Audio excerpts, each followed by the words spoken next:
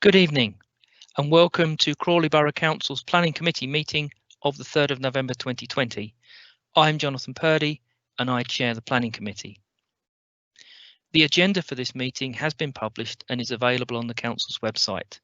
The committee will be considering 7 planning applications this evening, and I propose to deal with those applications in the order that they appear on the agenda. There are no in-person public speaking rights at this virtual planning committee. However, members of the public and ward councillors wishing to make representations on the applications have been given the opportunity to submit written statements in advance of the meeting. Any statements will be read to the committee by the Democratic Services Officer. Can I please ask the officers supporting the meeting to introduce themselves, giving their name and job title? Thank you.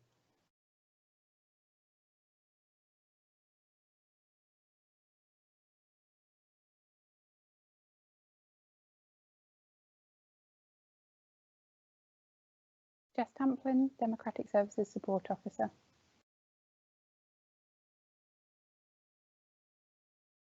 Clem Smith, Head of Economy and Planning.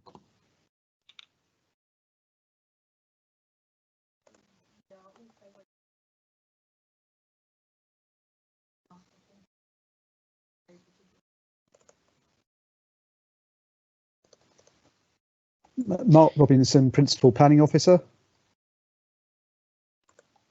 Before I invite members of the committee to confirm their attendance, I ask that they please ensure their mobile phones are switched off or on silent, their backgrounds are plain or nondescript, and that they will not be disturbed during the meeting. Committee members are reminded that they should have their microphones turned off unless speaking, and their cameras turned off unless they are speaking or requesting to speak. When asked to speak, please turn your camera on, unmute yourself and pause for 3 seconds to allow for the slight delay in connection. With this in mind, committee members are also asked to be aware of who they will follow in the voting process and to prepare accordingly. Item 1, apologies for absence. Have we received any apologies for absence, please?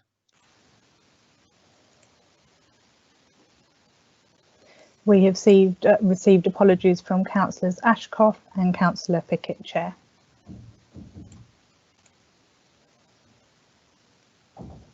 Thank you very much. Items 2, 3 and 4. Disclosure of interest, lobbying declarations and minutes. We will now be taking introductions together with those 3 items. Please can I ask committee members when called upon to confirm the ward they represent, if they have any declarations of interest to make, if they have any lobbying declarations to make, if they agree with the minutes of the planning committee held on 29th of September 2020, that's not the previous meeting. Don't believe. I am lying. 29th of September was the previous meeting, no one in October. And if they have visited the sites of any of the applications. Would the Democratic Services Officer please call the roll? Thank you, Chair.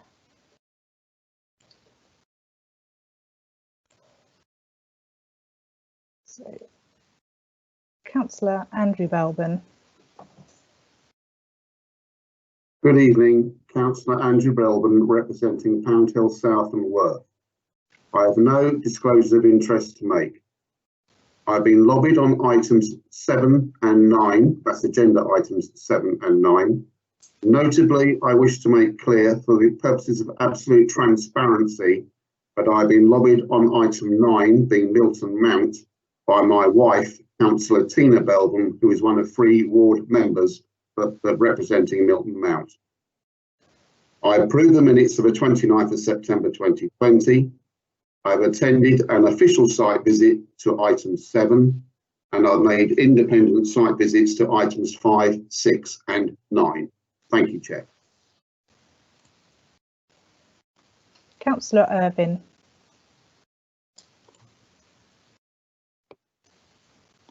Thank you. I would like to declare a non-prejudicial interest in item 9 because I'm the cabinet member for housing and that's associated with my portfolio. I have been lobbied on item 7. I approved the minutes of the last meeting and I also attended a site visit at item 7. Thank you. Councillor Jaggard. Good evening. I'm Councillor Kim Jaggard from Maidenbower. I have been lobbied on item number 7. I haven't had any declarations of interest. I have visited with the officers item agenda 7. I also visited number 5, 6 and 9 and I agree the minutes of the last meeting. Thank you. Thank you. Would Councillor Magali please turn on your camera so that I can send you live?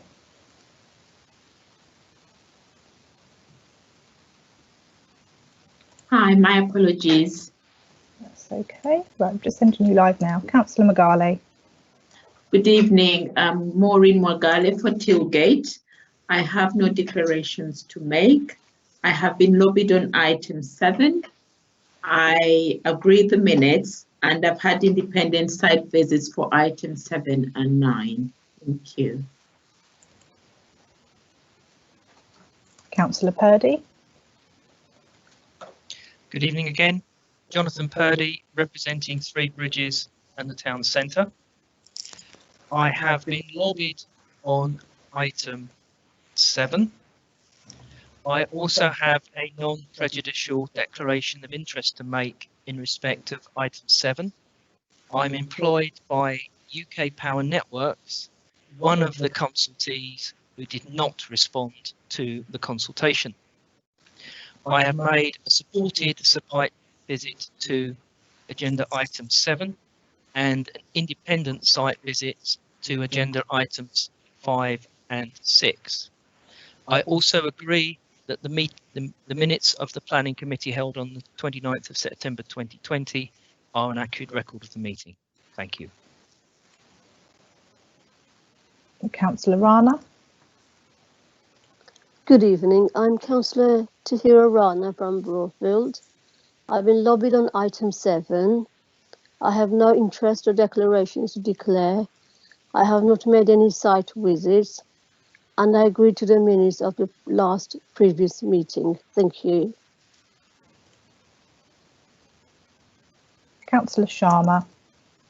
I'm Councillor Raj Sharma for Southgate. I have no prejudicial disclosure of interest apart from the Councillor for Southgate.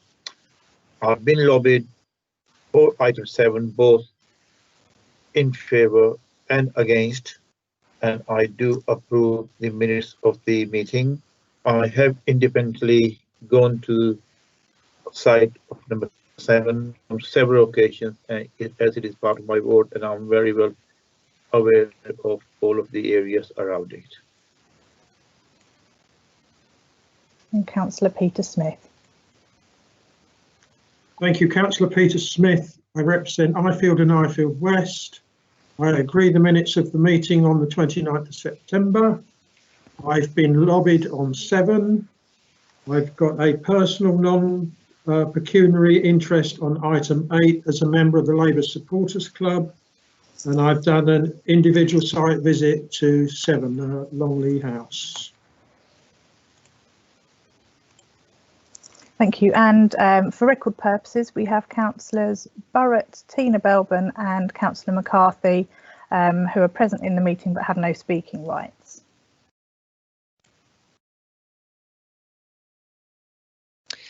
Thank you. The committee agrees that the minutes of the meeting held on 29th of September 2020 are an accurate record of the meeting.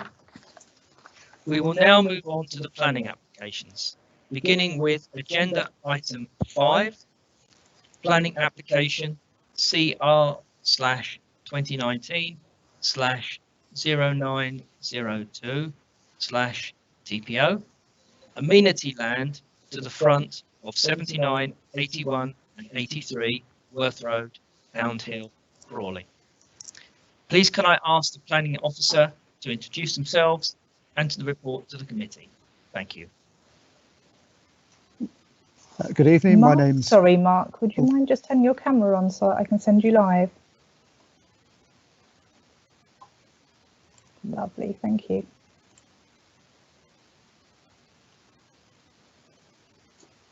Good evening. My name's Mark Robinson, Principal Planning Officer. I'll be presenting this item. The application is to undertake works to a council-owned tree in front of, as I say, 79, 81, 83 Worth Road. It's an oak tree.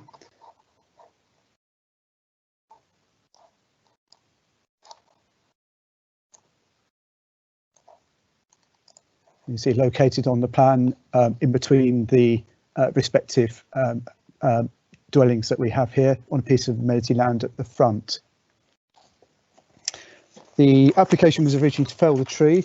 However, further evidence was provided by the applicant in terms of resistor graph that showed that there wasn't significant decay.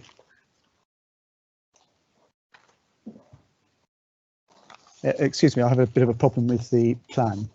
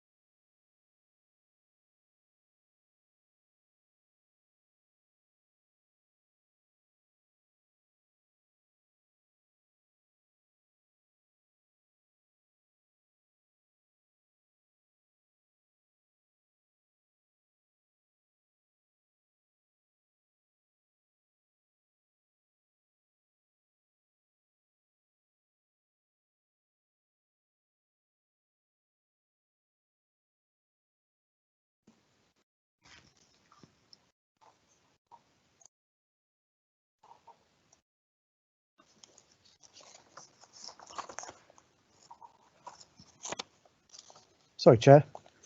Hopefully the plan is now on the screen showing where the tree is. We can now see the plan. Thank you very much, Mr. Robinson. Excellent. So the tree here is outlined in, it's the green tree in the middle in between the houses. It has a high amenity. It's part of a line of trees along here, which are predominantly Robinia. The tree immediately adjacent to it here to the east is another oak, which is actually the subject of the next application, which is for determination.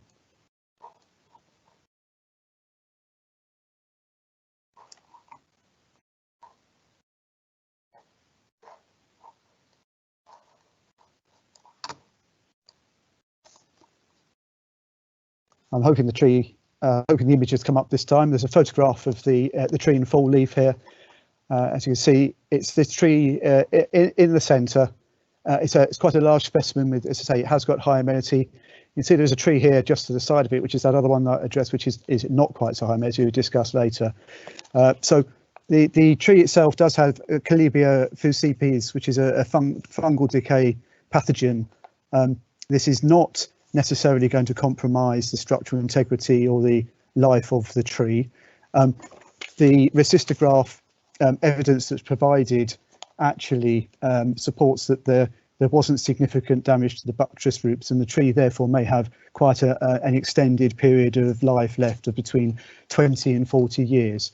Because of its amenity value, it's considered that the tree should be retained, but the level of works would actually allow the tree to be reduced back somewhat. So the recommendation is to allow the tree to be reduced by this 2.5 metres and 2.5 metres off the height whilst being retained. Thank you.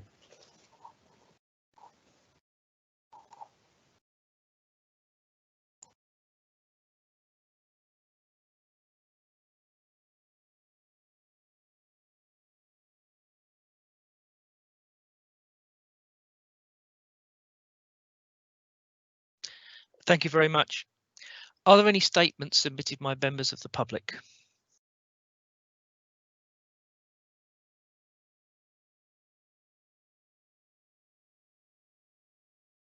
We've had no statements submitted by members of the public on this item, Chair.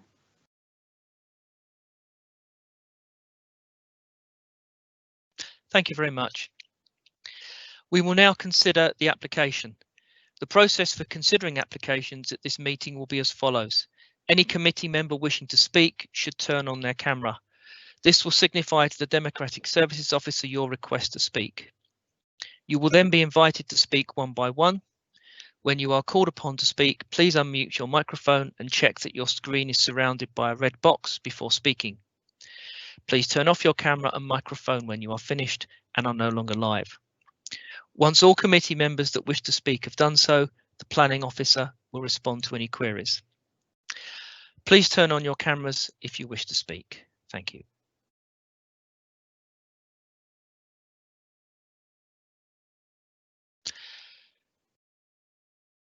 Don't seem to have any questions from the committee, so all members of the committee having had the opportunity to speak, we will move on to the vote.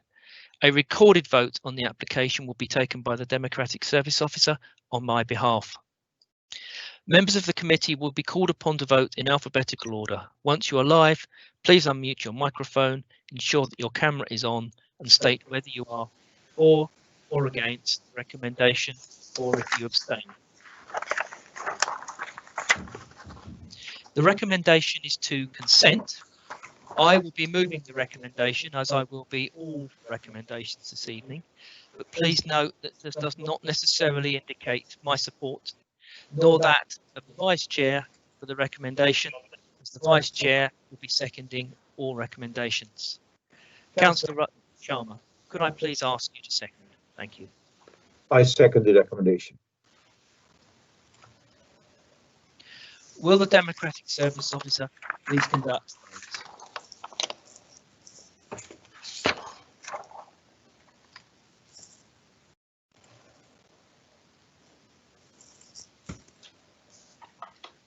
So this is a recorded vote being taken on agenda item 5. Committee members are asked to vote for or against the recommendation before them, or by way of an abstention. Sorry. Please ensure that your video feed is live before declaring your vote.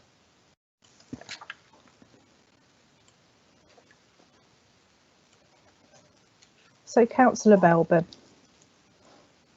For.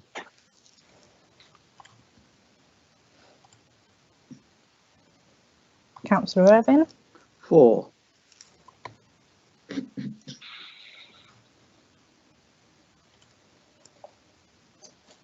Councillor Draggard.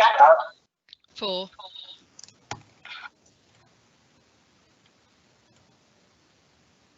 Councillor Magale. For.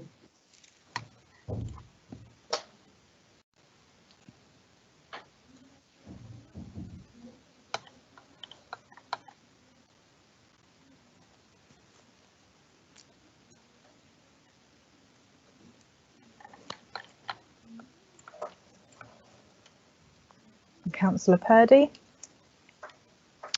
For.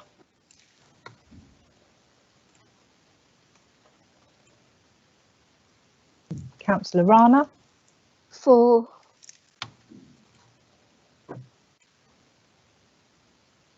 Councillor Sharma.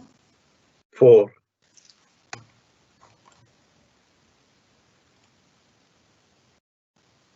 And Councillor Smith. For the recommendation.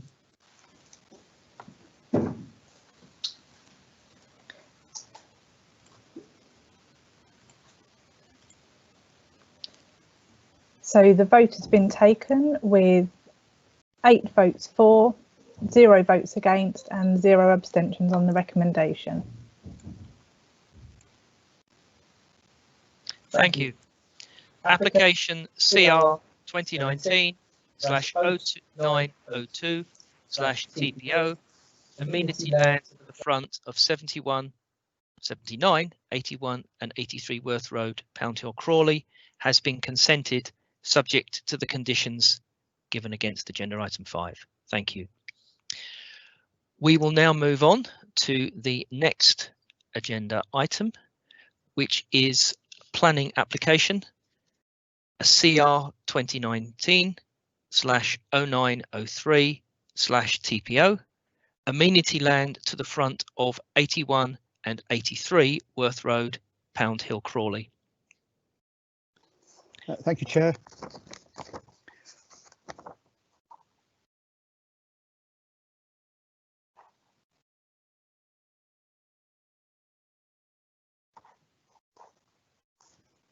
This application actually applies to the oak tree, which is adjacent to the one that we've just seen, and it is to fell the tree. Again, it's one of the line of trees along here.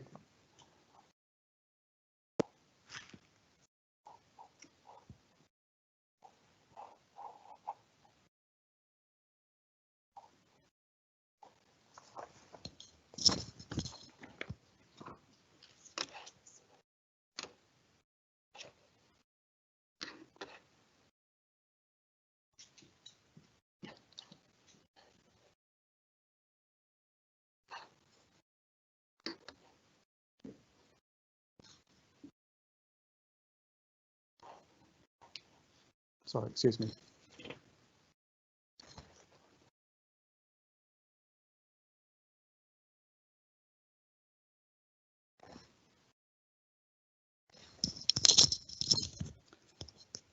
That's it. Sorry, we can see the plan you can now. see it now. Yes, you can see the plan.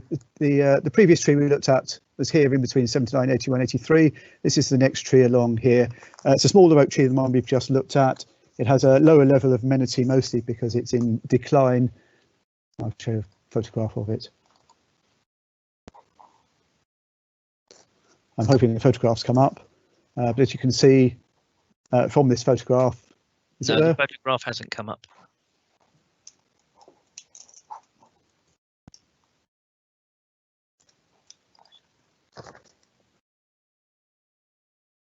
I'm hoping it's there now. Yeah. Excellent. Excellent. As you can see, the larger tree to the left, here is the one that's just been consented for the 2.5 metre reduction.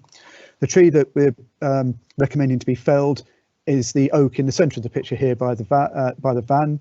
As you can see by the condition of the tree, it's in quite a considerable decline, diminishing amenity. It is considered to have a relatively low life expectancy, and the canopy is unlikely to come back if it was to be reduced. On that basis, it's actually considered in this instance that due to its low amenity and low life expectancy, it'd be better to fell it and replace it to allow a tree to establish itself and keep the line of trees along the road. The application therefore is recommended to fell as set out in the report. Thank you.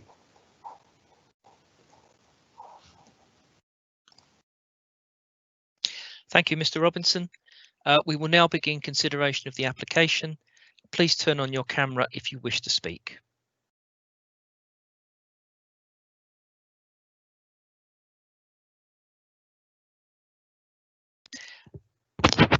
In addition to people speaking, are there any statements from members of the public or otherwise that we should be taking account of?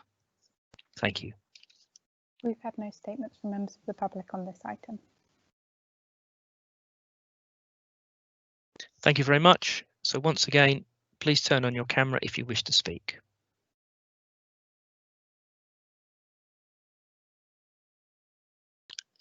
Members of the committee, we have no questions. We will therefore move on to the recommendation. The recommendation is to consent, and I move that recommendation. Mr. Vice, would you please second? I will second the application.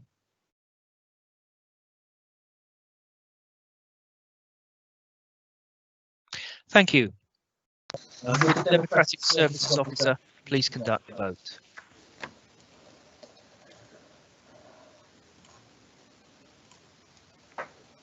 Okay, so this is a recorded vote being taken on agenda item 6, which is amenity land to the front of 81 to 83 Worth Road. Committee members are asked to vote for or against the recommendation before them, or by way of an abstention. Please ensure your video feed is live before declaring your vote. I will now read out the names of the members.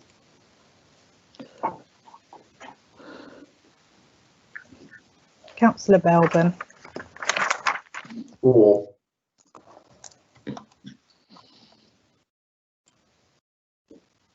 Councillor Irvine. 4.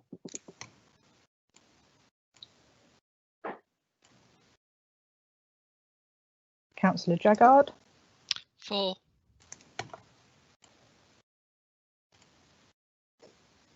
Councillor Magali. 4.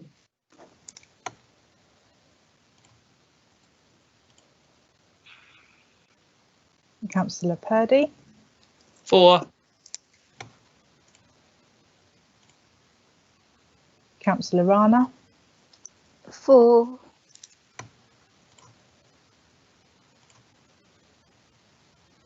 Councillor Sharma.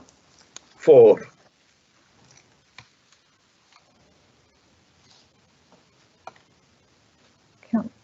Councillor Smith, if you could please turn on your camera.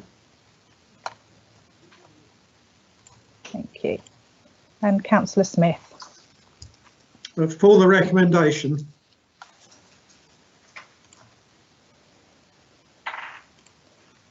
Thank you. So the vote has been taken with 8 votes for, 0 votes against and 0 abstentions on the recommendation. Thank you. Application CR 2019-0903 TPO, amenity land to the front of 81 to 83 Worth Road, Pound Hill, Crawley, has been consented subject to the conditions noted. Moving on to agenda item 7. Planning application CR 2020-0024 FUL, Longley House, East Park, Southgate, Crawley. Please can I ask the planning officer to introduce themselves and to introduce the report to the committee. Thank you.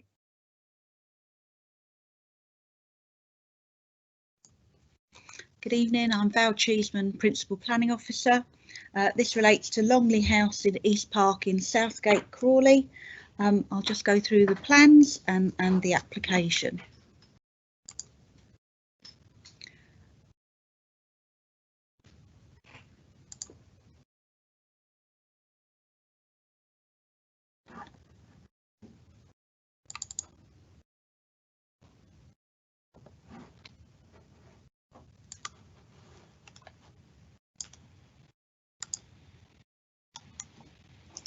The site's in East Park in Southgate. It's for demolition of the existing offices and erection of a building for 121 flats. On the screen is the location plan. Just zoom in there. So access from Southgate Avenue to the front of Aurora Hotel leads into the site here. That's the existing Longley House, and then to the west of that is Zurich House. That's at the end of East Park, which then runs into Clitheroe Gardens and Richmond Court, and there's the domestic 2-storey dwellings to the south and west of the site. And then to the north is the railway line, and then the railway station and car park area, with Overline House to the northwest and Mocha to the northeast.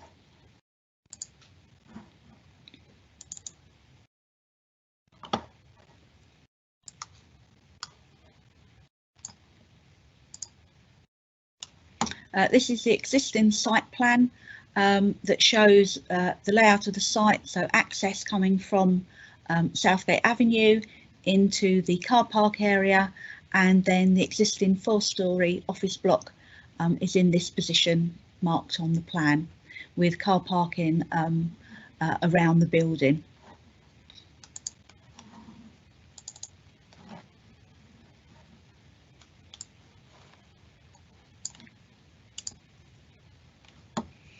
This is a proposed site plan. So the building proposed is a U shape with a centralised courtyard. Access to the site for vehicles will come via the existing route from Southgate Avenue.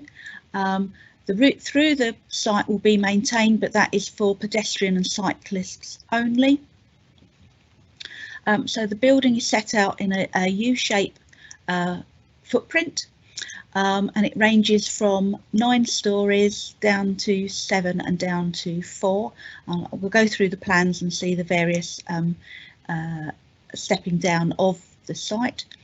Car parking is arranged on the southern boundary, along the eastern boundary with the hotel, and also on the northern boundary.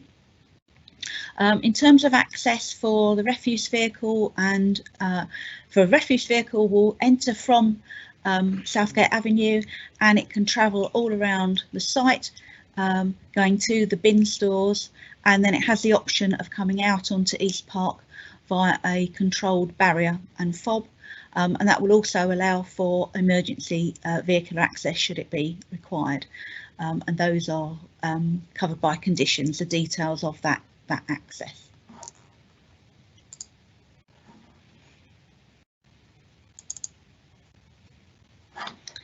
Now turning to the floor plans. This is the ground floor plan, and that shows principally on this floor the units arranged away from the railway line, so not on the northern elevation, but on facing west, south and east. Along the northern elevation at ground floor level, you've got the various services, so plant rooms, bin stores and cycle stores. That also shows you the landscape courtyard, and there is a more detailed landscape drawing that we'll look at in due course.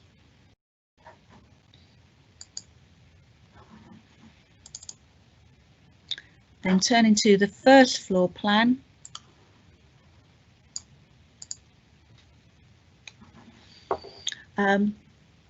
This plan and the floors above show the sawtooth projections, which I was just zooming in on those, which are a specific design device used in this scheme. So you can see that the living rooms here are angled out from the main facade of the building, and in this regard they give an additional outlook and aspect to the units, and particularly on the northern facade they're also a noise mitigation factor by breaking up the noise, and also the design features of the balcony as well help in that regard.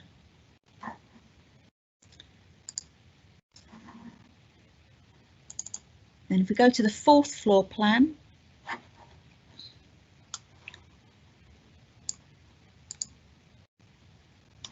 this will shows how the building is then stepped. So then, yeah, fourth floor level and above, it's set back, so it's restricted to this part of the site. So these parts here are 4 stories, and then this part goes higher. And then if we go to the 7th floor plan, you'll see another stepping.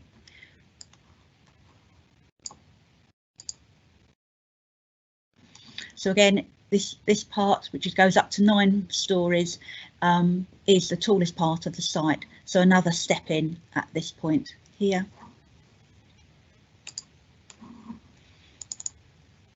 And then the roof plan illustrates that a little bit more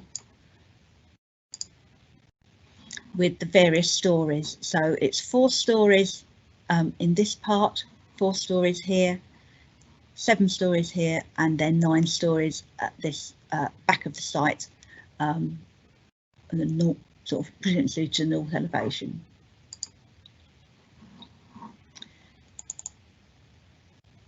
Now go to the landscape master plan.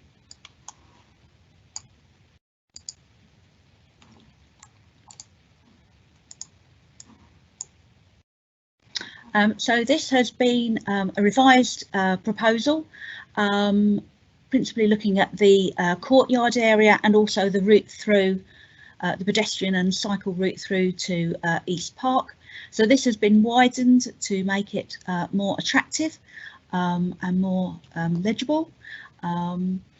Also, there was parking proposed in this area, so that's been taken away and it's a much more usable and nicely landscaped area. Also providing areas of amenity for the residents of the flats. In this corner here are preserved trees.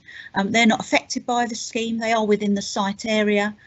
They would be protected by protective fencing during the construction period. Just moving down.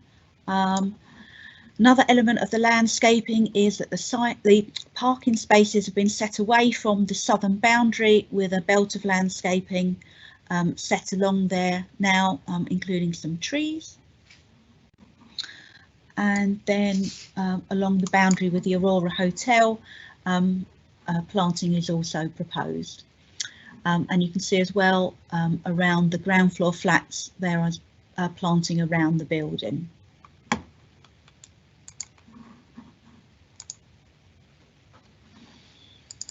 Now looking at the elevations.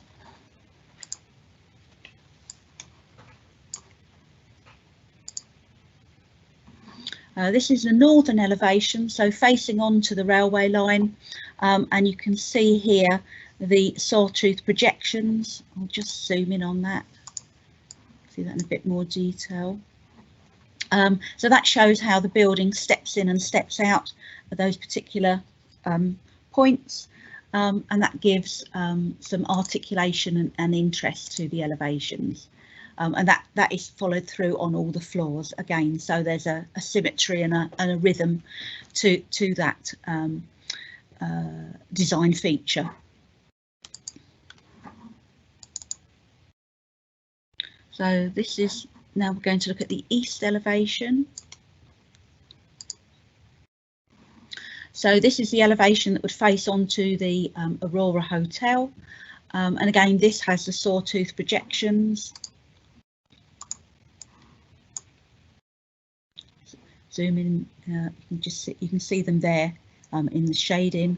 You can also see the balconies as well, where they're recessed to give the balcony area.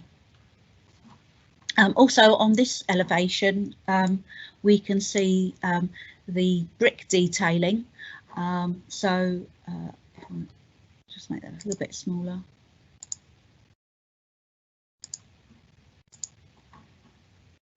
Yeah, first of all you can see the graduation in the brick colour, so it's getting lighter as you rise up the building. Also there's various banding between the stories, and the detailing of that is more pronounced on the lower floors, and then it gets less on the upper floors.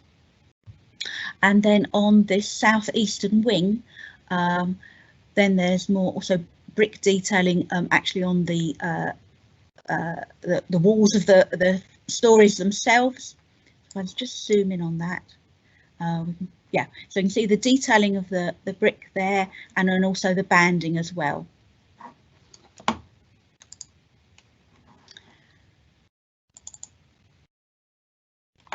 Now we should go to the south elevation. So this is the elevation that would look across the car park, look across the landscaped area, and then towards the properties in Clitheroe Gardens and Richmond Court. So this is the 4-storey southwestern wing. This part here is the 4-storey southeastern wing, rising up to 7 and then 9 at the back where it's parallel with the railway line, and in the centre here is the courtyard.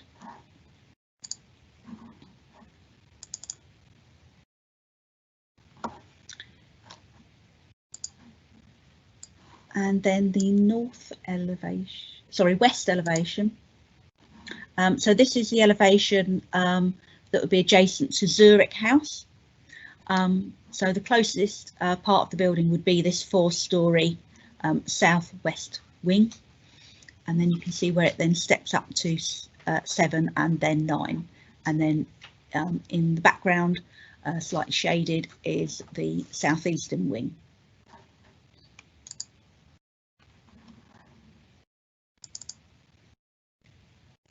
The report mentions use of obscure glazing. That's on the eastern elevation, where it faces onto the Aurora Hotel, and the windows coloured in yellow would have obscure glazing to their middle sections,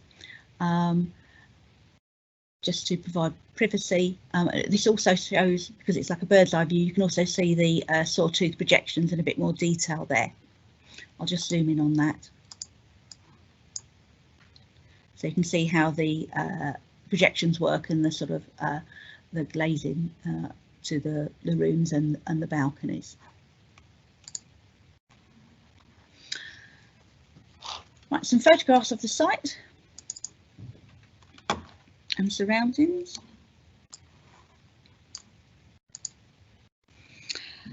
Right, this is from within the site, so this is Longley House here, and then looking across to the Aurora Hotel, so that wing of the hotel. This is the existing car park.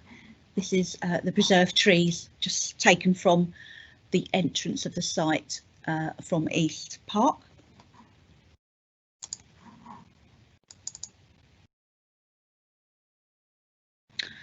And then this is where the site adjoins the Aurora Hotel, so along this boundary line here, and you can see the form of the Aurora Hotel. You can also see the existing access road. Within the report and in the conditions, there is one condition about the footway between the two sites, and it's this part of the site, this part of the land here. I'll just have another photograph that shows that in a little bit more detail.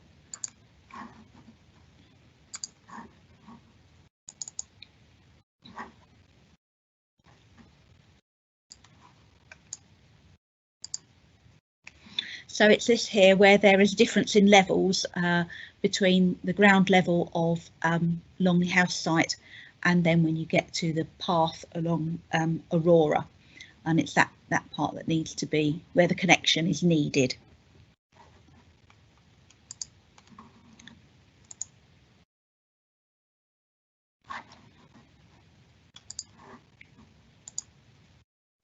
And then moving on to more photographs of around the site.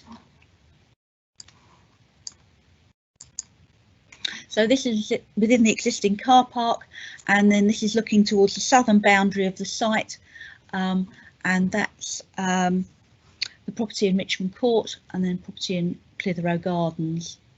Preserved trees are in the distance there. Also worth pointing out the difference in levels between the two sites. So sort of ground level for Richmond Court is in this position here.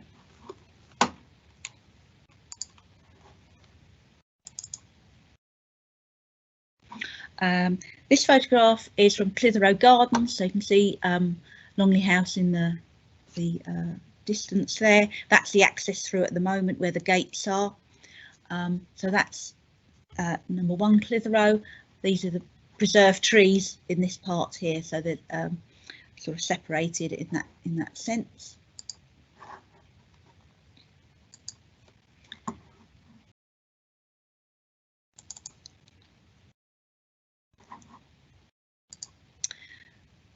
Next photograph is from round in Richmond Court.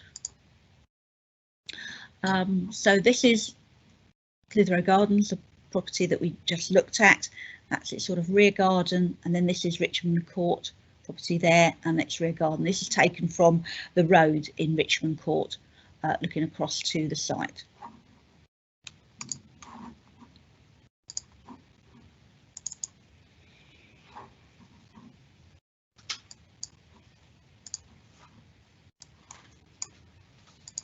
And then this is Richmond, going round the road in Richmond Court, so that's number 2, and that's looking across to the site itself, and you can also see the Aurora Hotel in the background.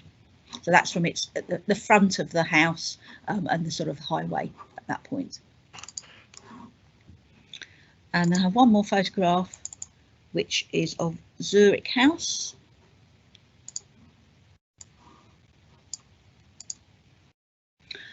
So this is from within the site at the moment, preserved trees here. So Longley House there, and then that's Zurich House, which is in the process of being converted. And then that's the additional floor that has been granted. Just worth pointing out on this photograph, that's the existing windows which would serve a corridor landing for the flats on the existing floors, and then the upper floor is to be built here. That would have windows because there's one flat at this end, but it has a dual aspect both to the front and the back. And then in the background there you can see existing overline house.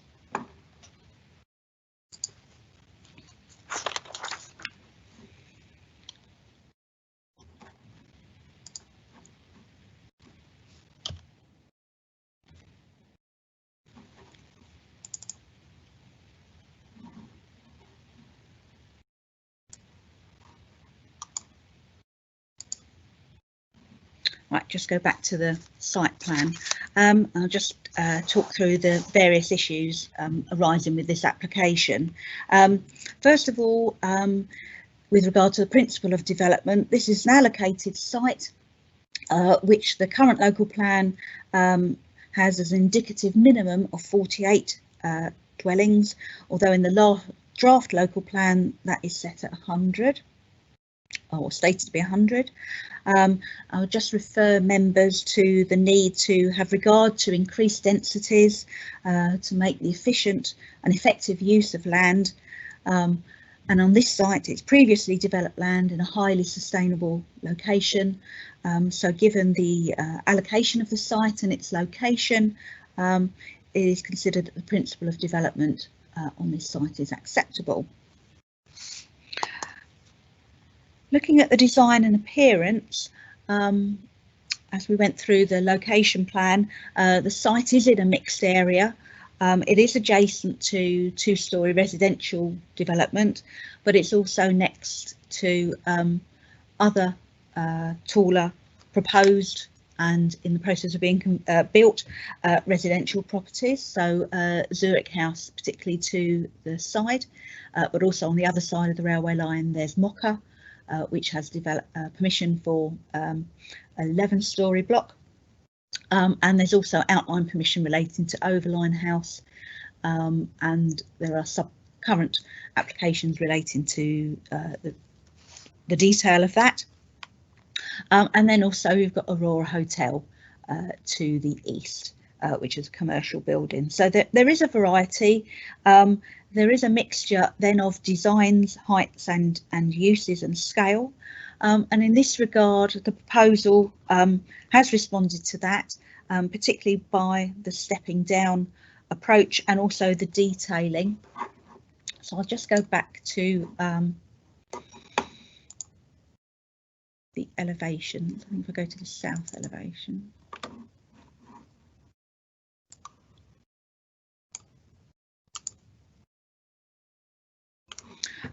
So in this regard, yeah, the tallest part of the site is to the rear, so to the north of the site, where it's adjacent to the railway line, and then as it becomes closer to the more domestic scale of the properties in East Park and Clitheroe Gardens and Richmond Court, then it steps down to 7 and then down to 4. And then there's also, we picked up on the variation in the brick tone and colour, and also the detailing as well helps to break up the mass of the building and show how it responds to its circumstances and its context. And also the sawtooth projections add some visual interest, as well as dealing with matters of amenity and noise.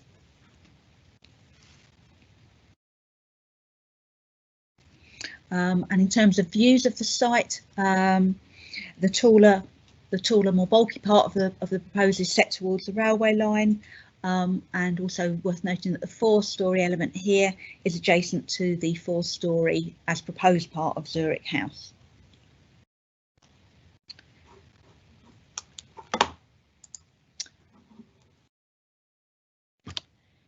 With regard to the relationship with neighbours, I'll just go back to the site plan.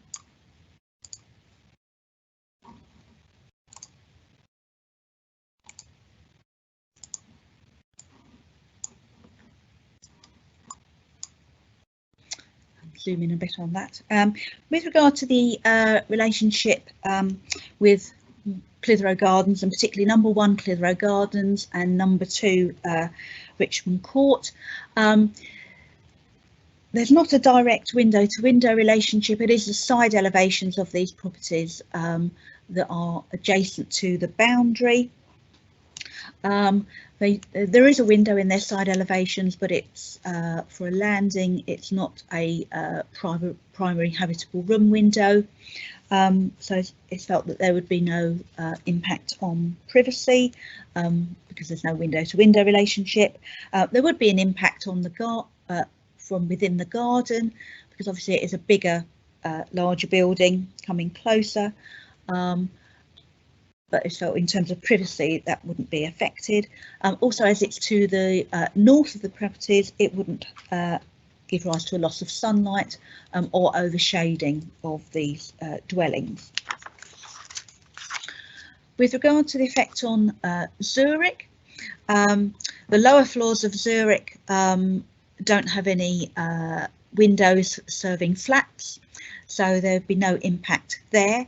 The newer 4th floor is set in slightly from the existing elevations, so the separation distance there is 18.4 metres. There's a flat at this end of the building, but it has or triple aspect really. It looks out to the front, to the back and to the side, with 2 out of the 3 windows having a dual outlook. The third is just 1 bedroom that will look across, but overall the flat does have a dual or triple aspect. Turning to the Aurora Hotel, this part of the hotel is a 5-storey block with bedroom accommodation in there. The separation distances, the minimum are 12 metres at this northern part, and down to here that widens out to 19.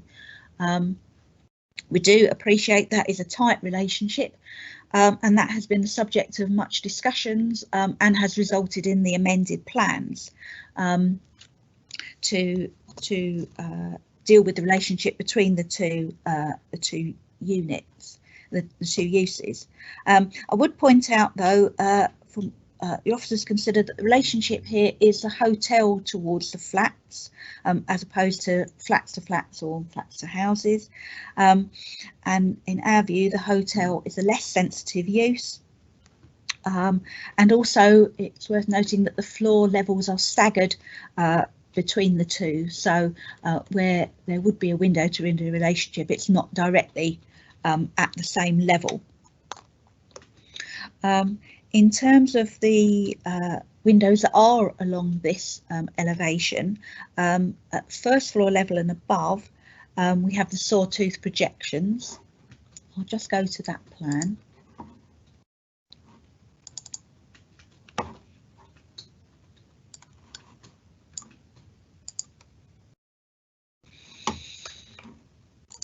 I'll zoom in on that. So in this regard, these units here, with the sawtooth projection, that then allows for additional windows to the living room, and also the main orientation of that window and outlook is to the south, but with also northeast facing window to get some more light into the unit. Also it has a balcony which is recessed within the building, with the bedroom set behind that, so again allowing for a greater separation distance. if we go to the unit on the corner, whilst it does have windows looking across to the hotel, it also has windows that look north, and also has the balcony on the corner. And then down to the unit at the end, that has dual outlook as well, so it has an outlook to the south, and it has its balcony over this side recessed. Also to point out that where we have the bedrooms where the only option is a window, then that's where the obscure or semi-opaque glazing would be used. And there's also additional landscaping proposed along the boundary with Aurora. I'll just go back to the site plan, talk about the other neighbours.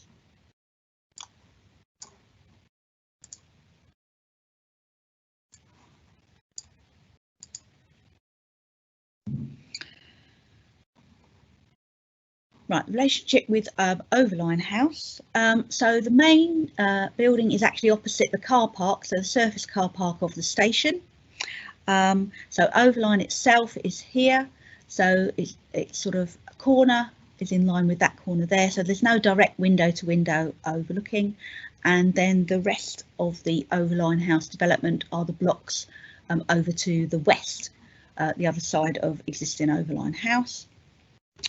And then Mocha, not shown on this plan, but it's opposite the Aurora Hotel, so again not a window to window relationship there. Turning to the standard of accommodation and the amenities for occupiers of the new proposed flats. The units all meet the space standards.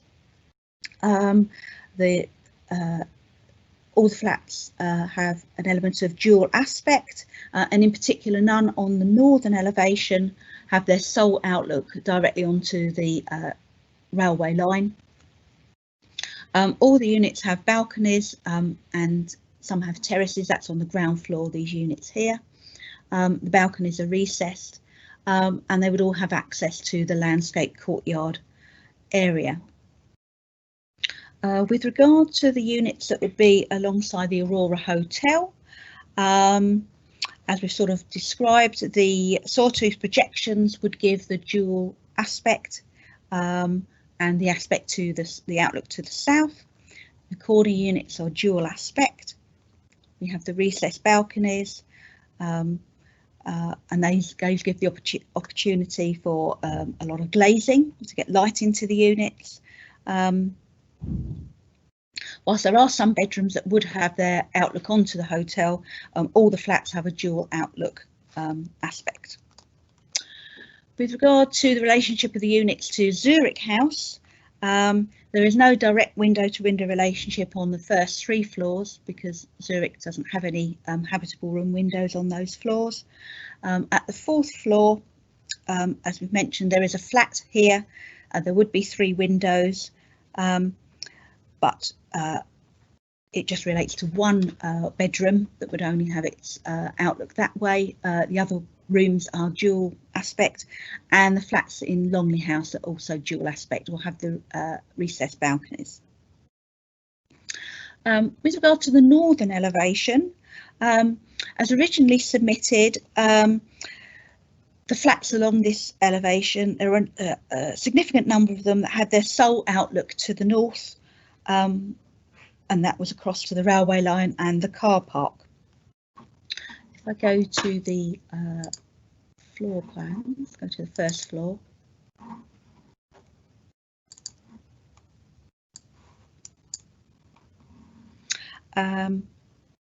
Okay, the central flats now have the projecting bays and the recessed balconies. And the bedrooms recessed, so that they have an outlook to the west, and so the opportunity for sunlight from the west as well. And the corner units are dual aspect, so aspect to the north and east or west. On this site, noise is a particular constraint, and again, we've worked specifically with the applicant to look at those issues to address this, and the applicant has responded with this particular bespoke design for this site, and in particular the sawtooth projections. And I would point you to paragraph 5.55 of the report, where I quoted the Environmental Health Officer, where he explains about the design from an acoustic point of view, and the measures that they've put in place. And the sawtooth projections particularly assist with the noise environment, helping to break up the noise and reduce the noise, providing acoustic measures. But as well, they deal with outlook issues that we've talked about, and also privacy as well. So they deal with a range of issues.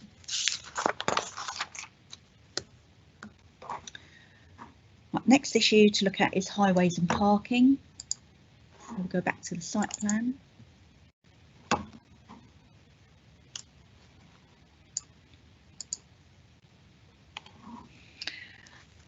As I explained, the access is along the existing route from Southgate Avenue past the hotel. This is an existing route. Longley House has right of access across this land to reach its site.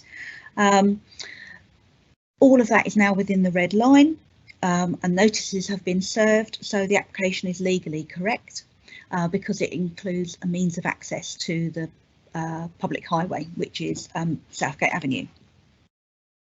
It's worth noting that the site at the moment is 4-storey office block, and there's 133 space car park with associated levels of traffic. And looking at the transport information that has been submitted, the proposal would have a net reduction in overall traffic, particularly in peak times. Turning towards parking, this proposal would have 58 parking spaces, so that's a 48% ratio of spaces to flats. Whilst it doesn't comply with the standard set out in the Urban Design SPD of 1 space per flat, should be noted that it's a highly sustainable location. It's within the town centre, it's highly accessible to the town centre, obviously very close to the station and the bus station, and all the facilities and transport links that are available.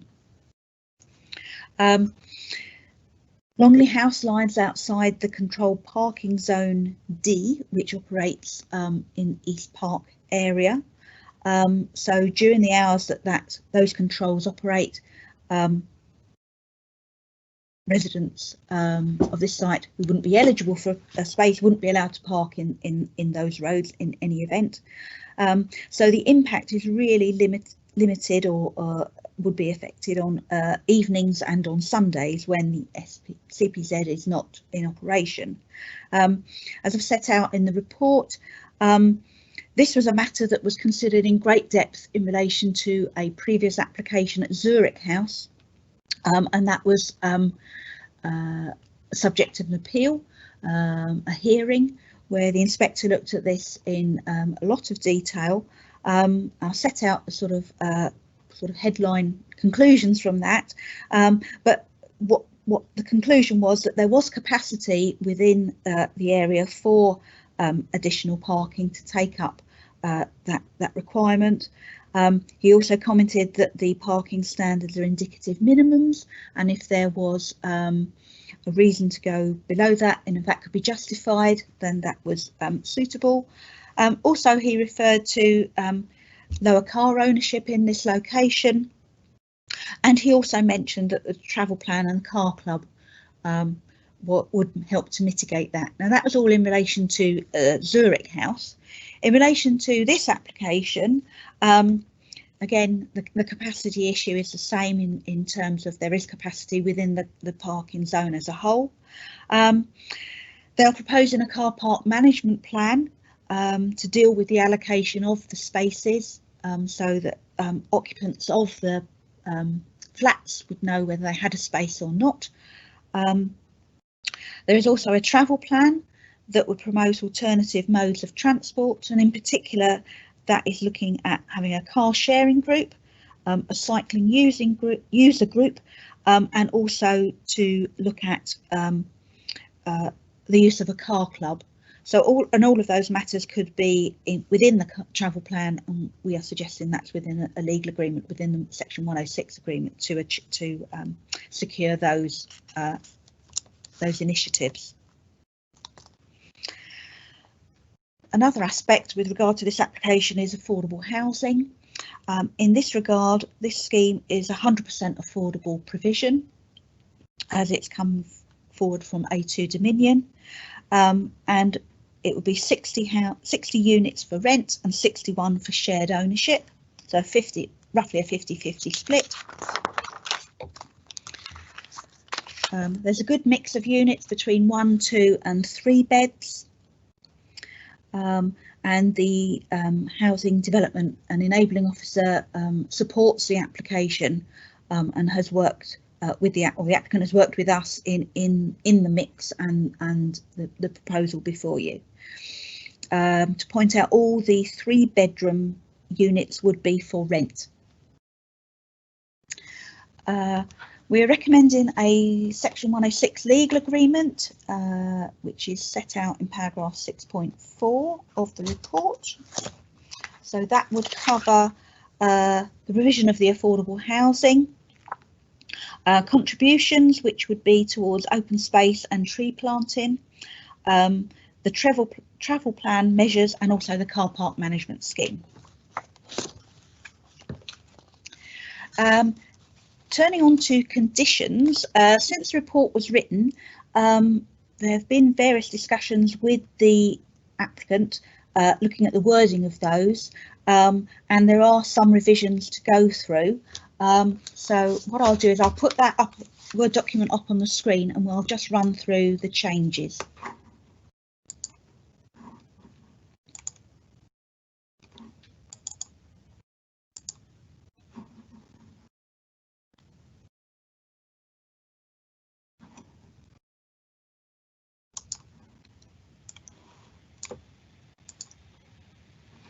So I've reproduced them all in full, but the changes are in red. So some of them are just grammatical or typographical changes. So in condition 3, we're just changing it to building, as there's only one building. And then moving down to condition 6, which deals with contamination. The first clause of that has just been amended because the desk study has already been submitted, so it refers to that rather than requiring one to be submitted. So it's just reflecting the current position. Right, condition 10, which relates to noise measures, that has been expanded to be a bit more descriptive, so it relates to the acoustic design details. So before we had balcony construction, so that's still in there, the glazing. We've also included the acoustic barrier along the northern boundary. Now there is a structure along the boundary at the moment, so that's a wall and fence. Details of that need to be supplied in terms of its acoustic properties. So that's what the details will be needed. If necessary, that needs to be enhanced, but that's included in there because we need that information. Then we have ventilation system, and we've also included the structural partitions between the service or plant areas and any dwelling. So what that has meant is condition 11, where we sort of put that in quite a lot of detail, we've taken that off and added that into 10. And then all of those details can be all dealt with together as one sort of acoustic design package. So consequently, the numbering changes. So we go on to condition 12, which was 13 before. So that's about overheating, and that has really just been revised slightly. The Environmental Health Officer and their acoustic consultants have been discussing basically the technical issues with this, and it's just to get the wording right so that we're referring to the right requirements really. So that's the amendment there.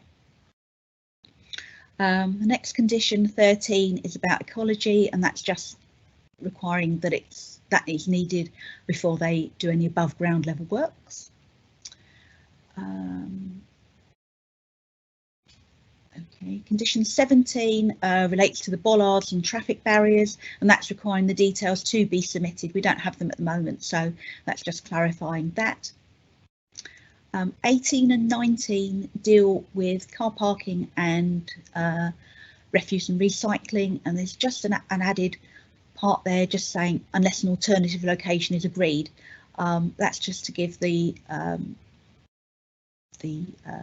developer a little bit more flexibility should those facilities change their location, but that will be assessed in detail should they wish to do that at the time of condition discharge, but other than that they can implement it as per the plans. Condition 20 is just changed to require the details of the SUDS management system to be submitted before they get any works above ground level.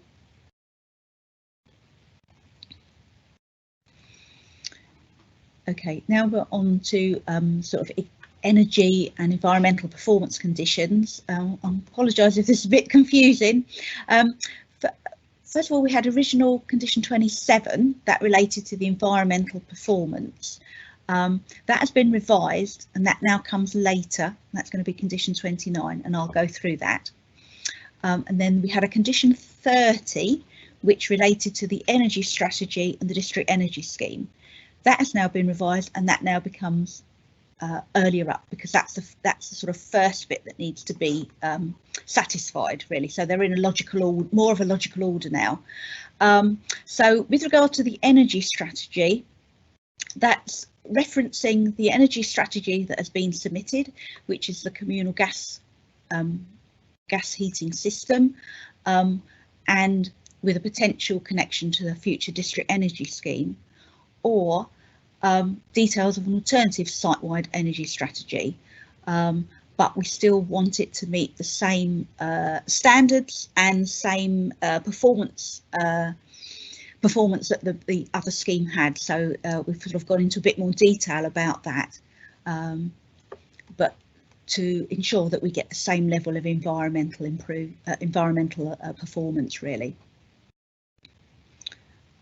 Just moving down, 28, just to clarify that the details of the PV solar energy panels need to be submitted before they get above ground level works. And then this is the other condition which relates to the environmental performance. So that now comes in then, because then we have the energy strategy, and that's saying that they can't be occupied until they've done the calculation summaries detailing the performance consistent with the energy strategy. So that's why the order's changed, and that's just been the wording of that has just been tweaked to refer to the previous condition and the alternative strategies, and then no change to the bird hazard management plan.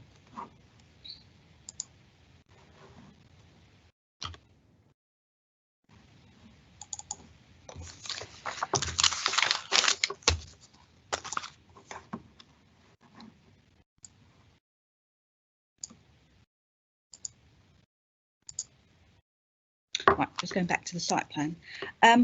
Just to conclude, this is an allocated site in the local plan. It's in a highly sustainable location, and this development is for 100% affordable housing. There are constraints around the site, and this is set out in the report and as I've referred to in the presentation. But the design as evolved during the course of the application has now amended, has specifically been changed to address those issues, including noise and including the relationship with neighbours. There are elements that are not 100% resolved, but there is a need to weigh all of these elements together, and in this regard, the affordable housing, the sustainable location, the redevelopment of an existing brownfield site are all benefits that as officers we consider outweigh those shortcomings of the scheme. The recommendation is therefore to permit, subject to the legal agreement and also the revised conditions as I've just gone through. Thank you.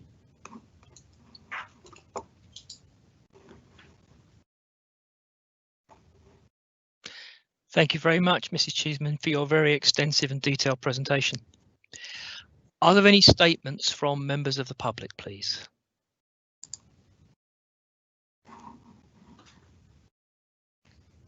So we have had 2 statements on this application submitted by members of the public. I will be reading these on behalf of these members of the public in the order as set out in the Council's constitution. So our first statement has been submitted by Mr. Jason Bourne, who is a neighbour of the Longley House site. I object to the permission being granted because of the density of development proposed for a site. We live within 50 yards of the proposed development and lorries and vehicles will come within 30 yards of our house. There will be significant dust generated from these building works and this will increase our cleaning time and costs, not to mention the potential health issues. We are both currently unemployed after being made redundant and I work from home now. Highway safety and traffic issues. There is only one way for us to exit to gain access to the main roads and town centre. There will be significant delays exiting our road when big lorries leave and arrive. The road is very narrow leading up to the development with cars parked. The pavements are often inaccessible due to parked cars. Noise and disturbance. After a summer of noise from both the Zurich House development and the railway works, during which I lodged 2 or 3 complaints, this development will have an even greater impact due to its proximity being closer to us. Working from home has been impacted as we do not have double glazing. Not only the level of noise, it's the length of time the noise will be taking place. This has affected our mental well-being and this development will have a greater impact. Potential planned power cuts will affect my business and use of the internet. On the 2nd of November, we will lose power from 9:30 AM to 11:30 AM due to Zurich House. Design, character, appearance, visual impact and layout. I have attached a picture of Longley House as it is now, and I will just share the photographs that were sent in.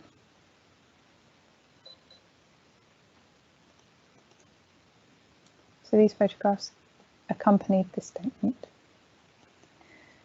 The new development will be much higher and will impact on our privacy in our garden. This will in turn affect the value of our house. We are within 50 yards. Please see the attached photos showing the proximity of Longley House to our property. One is taken from the garden and one from my office window. End of statement number 1.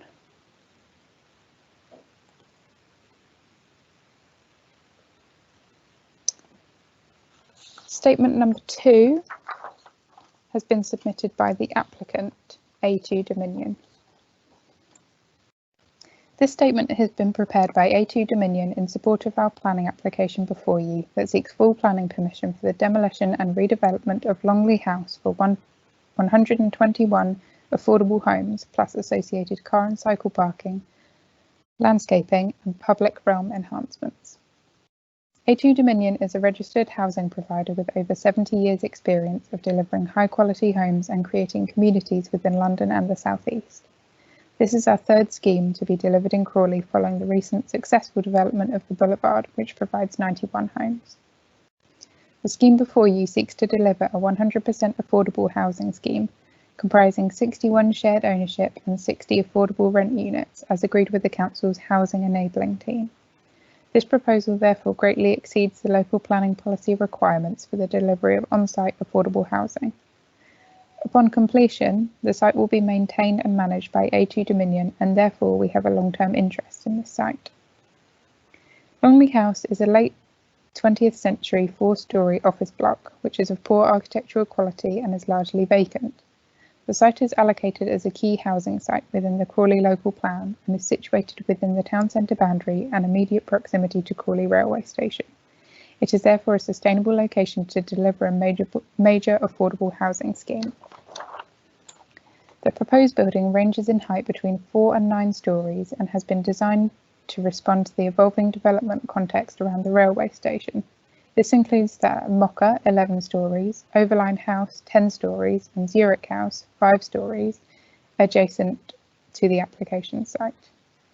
The proposed building is of high design quality and includes public realm and landscape enhancements which promote its aesthetic, legibility and provide east to west permeability through the site. The applicant and design team have positively engaged with officers throughout pre-application discussions and during the application process to address concerns raised. This includes the addition of the sawtooth projections to the north and east elevations to limit overlooking and intervisibility with neighbouring properties. As described within the officer's recommendation, these amendments ensure an acceptable scheme in planning terms which responds positively to surrounding properties. The site makes provision for 58 car parking spaces, 30% of which will provide active charge points for electric vehicles. This level of car parking equates to approximately 50% provision, which is considered acceptable given the site's town centre location, immediately adjacent to the train station and within close proximity of shops and services within the town centre. The NPPF places a strong emphasis on the effective use of brownfield land, and this application represents a significant improvement over the current site and a great opportunity to deliver a 100% affordable housing scheme, which will greatly help the borough meet its housing needs. We hope that members agree and grant planning permission in accordance with the officer's recommendation. Thank you for your time. End of statement 2, and that is all the statements we have on this planning application. Chair, back to you. Thank you, Ms. Tampson. We will now begin consideration of the application. Please turn on your camera if you wish to speak.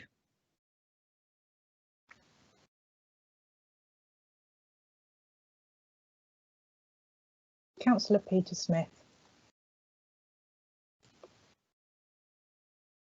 Thank you. I want to make comments rather than ask questions of officers, but it's such a comprehensive presentation we've had from Val, it's difficult to know where to start with this scheme. But I just want to draw the committee's attention to a couple of highlights that I think are particularly relevant. In our local plan, our new draft local plan, we're 12,000 homes needed over the next 15 years. And we also have a requirement on us from the government to increase both density and intensity of the use of sites, and as was just previously mentioned, using brownfield sites. Now, I think that this every single aspect of this design shows that the applicant and their designers have been at pains, I think, to meet all these criteria. I think the building itself is attractive, and particularly with the sawtooth that Val called it. All the apartments have got a balcony. They thought through the sound, the insulation, the heating, the lighting. They thought about the overlooking against the Aurora Hotel, which I know Aurora are very concerned about. I think the building will fit very well in the location, the contextual location, not just Zurich House, but Overline House, Mocha, and the Aurora Hotel itself, and form a central cluster of admittedly quite high buildings there. Yeah, I get that. Us Newtowners don't really want to go up that high, but we do want to provide homes for people, and this seems a very good way to do it. I'm also very pleased to see, at least, although it's only 6, at least some 3 beds in there as well, because although our major need is for 1 and 2 beds, especially in town centre location, we do still have a need for 3 beds for families. The site itself has been empty for a long time, and we've seen various different organisations coming and going, and actually previous applications. Mostly they haven't been supported by residents, but I notice on this occasion we've got quite a significant amount of support from residents. In fact, it exceeds the number of objections. So in order not to, and the last thing I wanted to mention, I'm particularly pleased to see solar photovoltaic panels already there by design. We get so few of these coming through on applications, and as well, to make it district heat network ready, I think we're going to be ready to hook up to it. It just ticks all the boxes, and I think it looks really good, and I'm going to support the recommendation to permit. Thank you very much, Chair. And Councillor Irvine.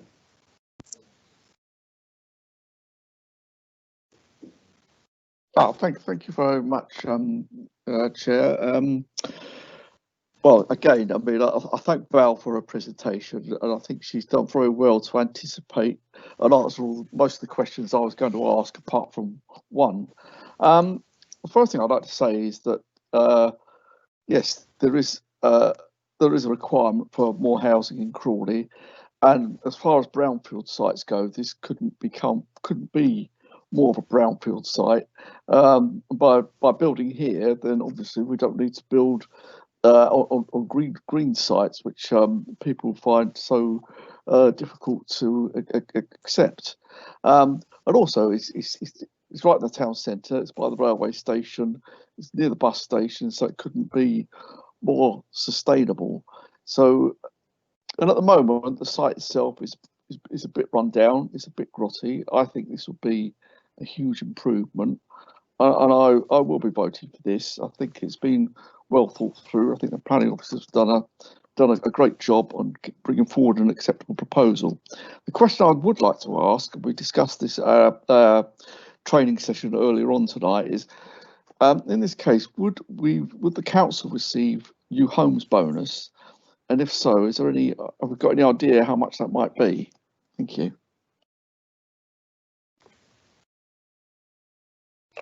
Councillor Jaggard.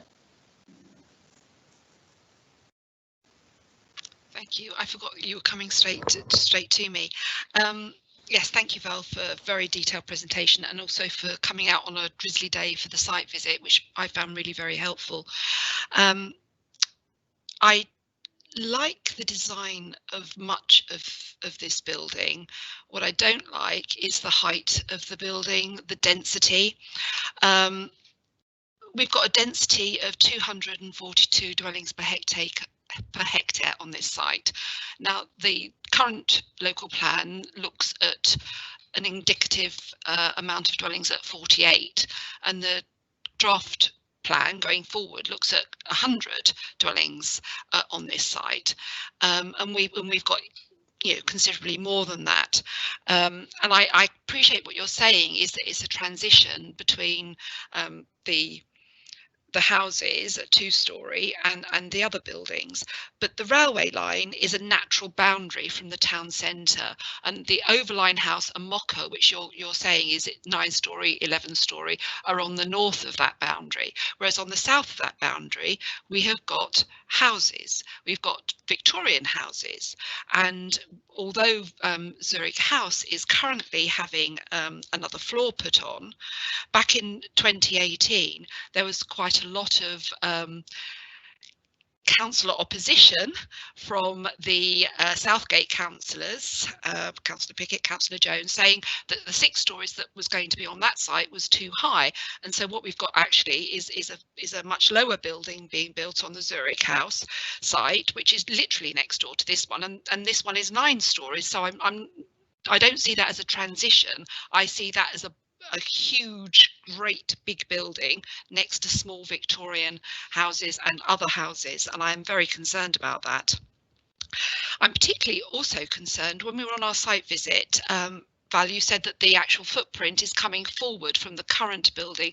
Now, you didn't show that on any of the plans that we saw, and I would like to confirm how much closer to those houses in Richmond Court and Clitheroe Gardens that the building is actually coming, because as I understand it, the distance is 14 to 21 metres between the new building and those current houses, which is way short of the 30 metres which high-rise buildings should have between them.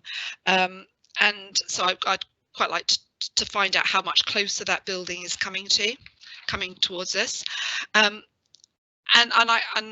I'm also very concerned about the windows, although they're sawtooth windows on a lot of the side elevations. At 5.26, you talk about the distance to the Aurora Hotel. And you said that all the bedroom windows within the new building are going to have obscured glass. Now, I do find that very troubling for the residents who are going to be living there. If it's so close to the Aurora Hotel, to have obscured glass in the windows, I am very concerned about. Equally, for the amenity of the residents living into these new flats, at 5.39, it talks about a shortfall in outside space of almost 2 metres on a 5 metre minimum. Now, that is quite considerable amount of shortfall on a 5 metre square minimum. And although it mitigates this by saying there's the outside amenity space, frankly, that is just literally the footpath going into the building. And I hardly think it's suitable for picnicking or children sitting out in. It's way too dangerous to have children outside in that, with paths going both east and west, cars around. So I hardly call that really amenity space. So I'm very concerned that 15 flats, that's 1 in 8 of the flats, have a shortfall in outside amenity space. The other thing I was going to ask is on the ground floor plan at 5.74, it talks about the bins, which is fine.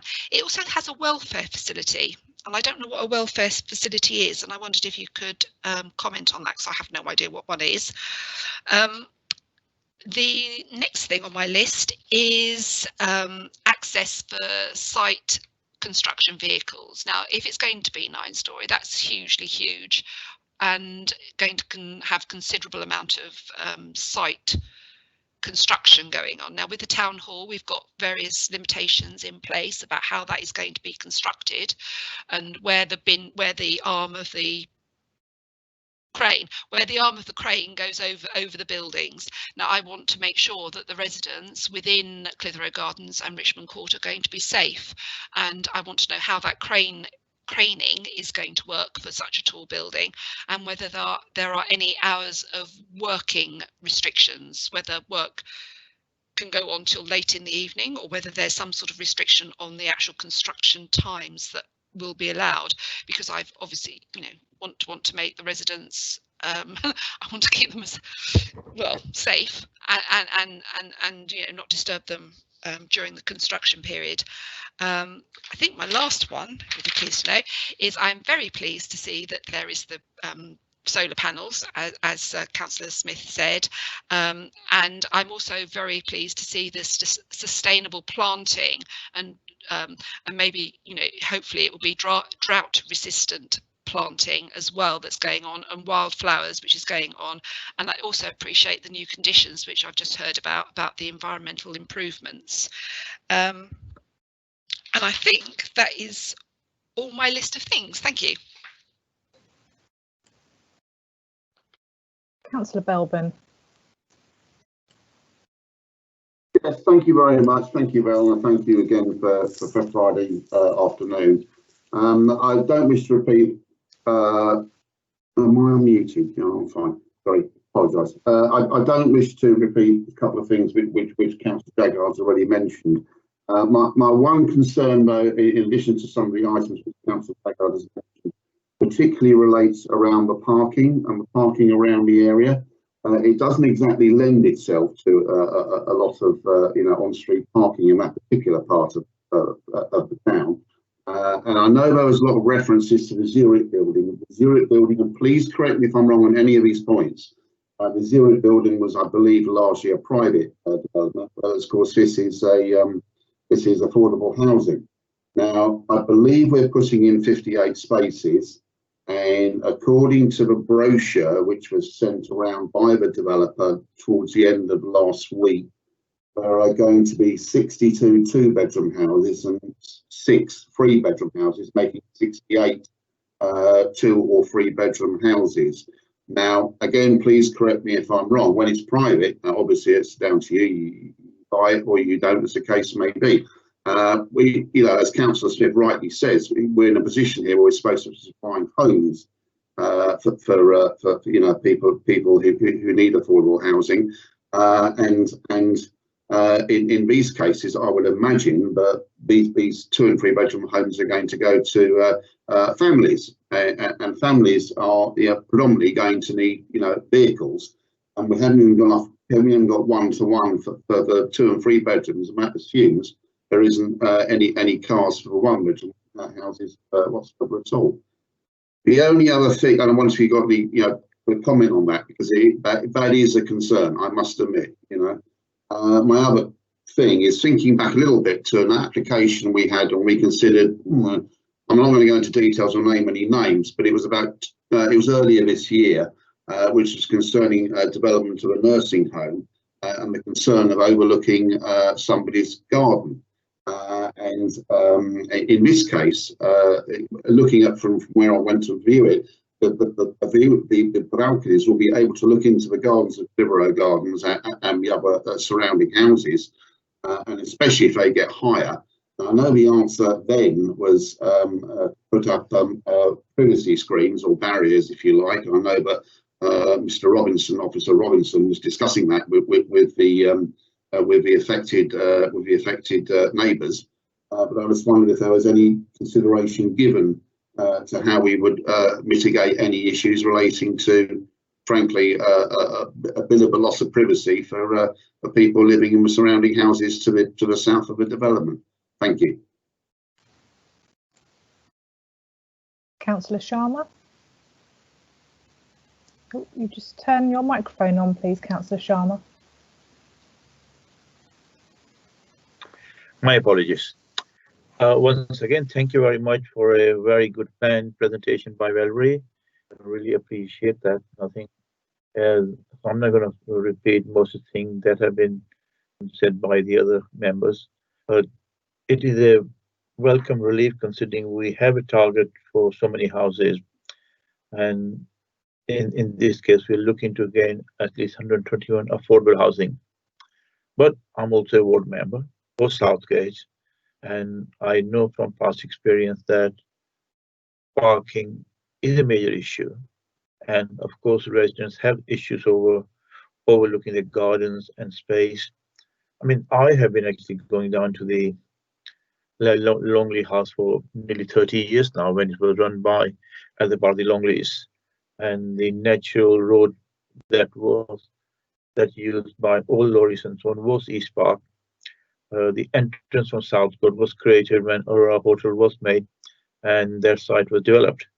I just wonder, did the developer not consider looking at any other access into there?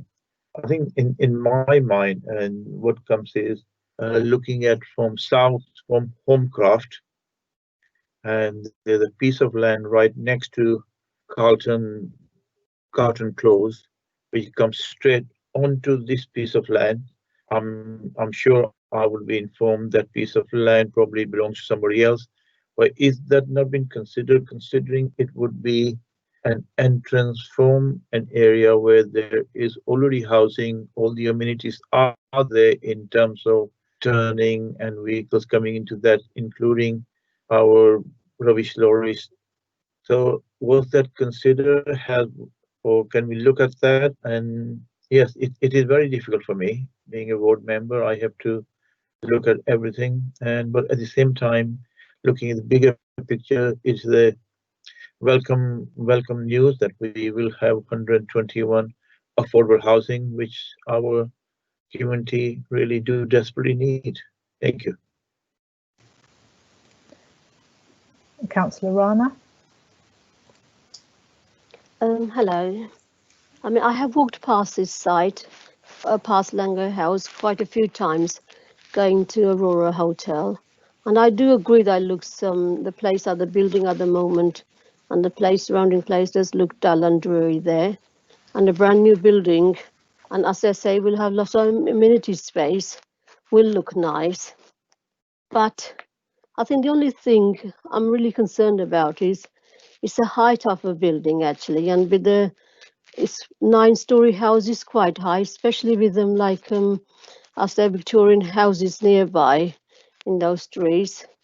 And I do feel sorry for the people whose gardens and their houses will be overlooked, because they're so nearby. I mean, I nearby, and I know what having a building nearby, especially a tall building, it can have an impact on your garden. I mean, especially when you're in the garden, you can see it, because I live near Crawley Hospital, and I know I'm about maybe 100 yards away or something, but I still can see the building in the distance.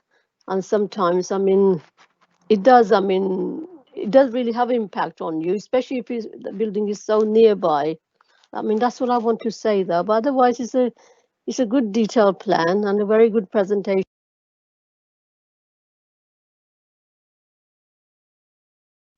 Sorry, Councillor Rana, you just turned your microphone off. Oh, okay.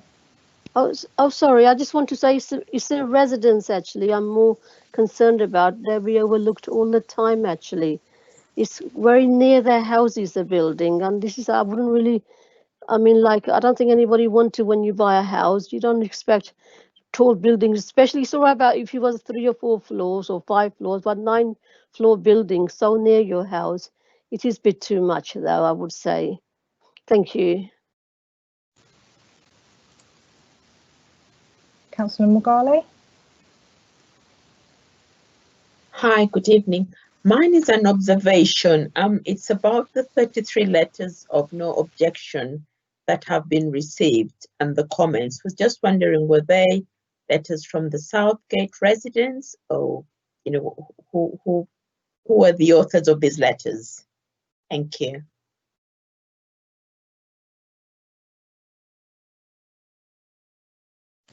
Councillor Purdy. Thank you very much, members of the committee, for a very long list of questions, as well as some very useful and informative comments. Mrs. Cheeseman, in the first instance, can I ask you to respond, please?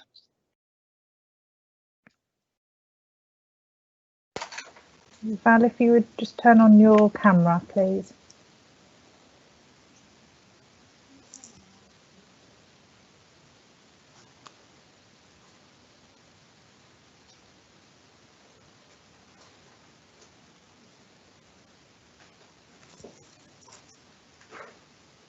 Just experiencing a little technical difficulty. Thank you, ladies and gentlemen.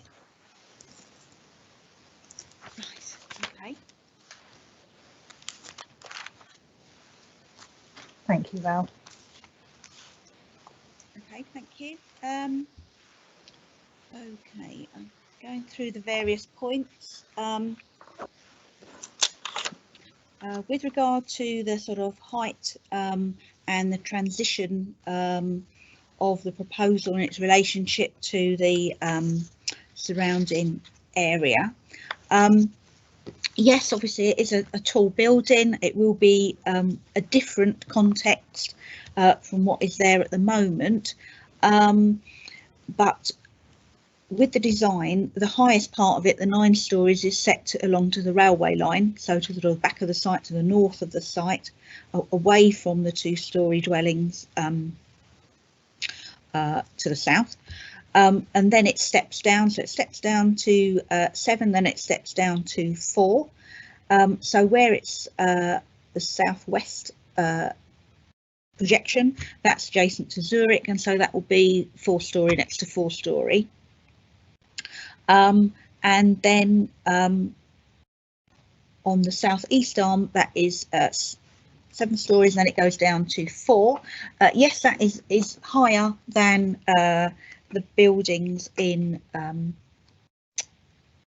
Clitheroe Gardens and Richmond Court, but I think with that sort of stepping down, with the design features as well, with the brickwork and everything, all of those elements come together to try and reduce that sort of scale and massing, and they sort of the architects have sort of responded to those concerns. With regard to Zurich, mention was made about Zurich House. Just to point out, the development that's actually being implemented at the moment is the conversion of the existing building, then with the additional floor on above. So the application that was for demolition of the building and a new new scheme. That hasn't proceeded for various reasons, but we get a lot of schemes where people then decide to do the prior approval route conversion and then additional floors, and that's what's happened in terms of Zurich. With regard to the distances between the existing structure and proposed,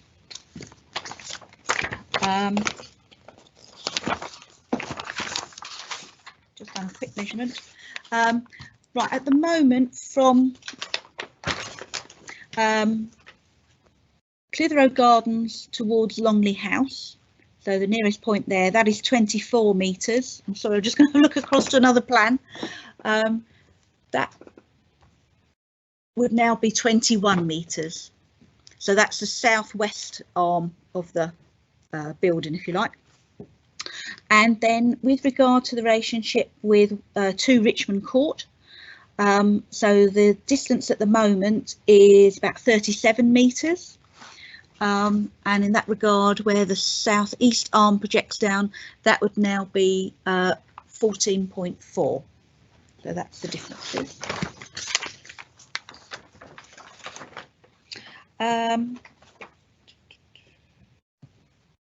In terms of the concern about the use of obscure glazing, that relates to just particular windows, bedroom windows on the elevation facing Aurora. So it's not all windows to the flats, it's just windows where there isn't either a dual outlook, a dual aspect, and it's obscure glass to the middle section of the window, so they're not completely obscured, and that is a design feature put forward by the applicant. In terms of the amenity space figures, yes, there are some shortfalls. What I would say is on the smallest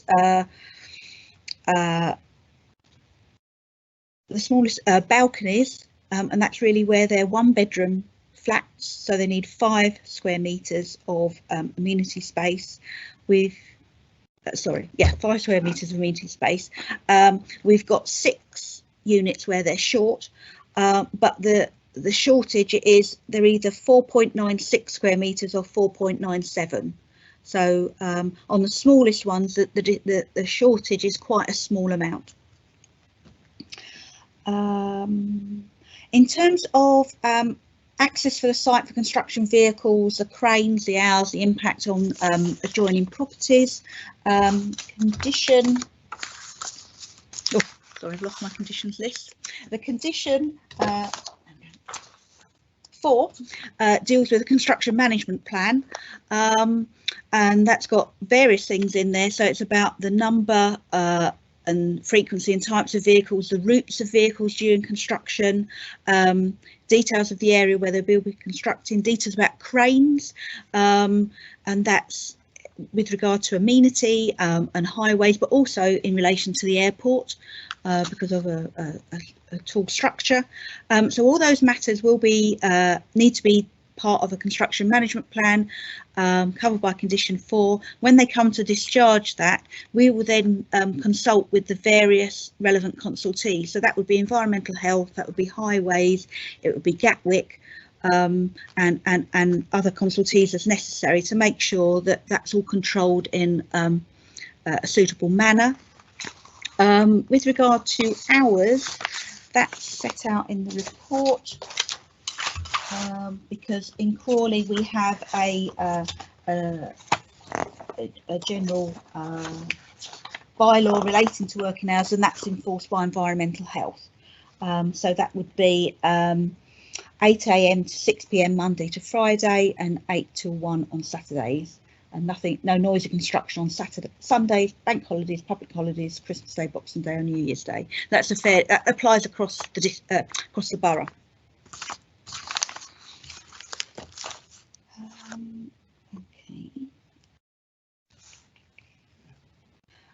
With regard to parking, obviously there isn't 100% parking, and in that regard we've had discussions with the applicants about this, and in particular have asked about car park management proposals, and they have said they would implement a car park management scheme. So that's suggested to be in part of the legal agreement. So that would give it greater weight, and that's looking at how the units are allocated and how the parking spaces are allocated. And I understand they wouldn't necessarily go with a particular flat. So say, for example, in the future, a flat was sold, then that parking space wouldn't necessarily be sold as well. That would then be available for another occupant.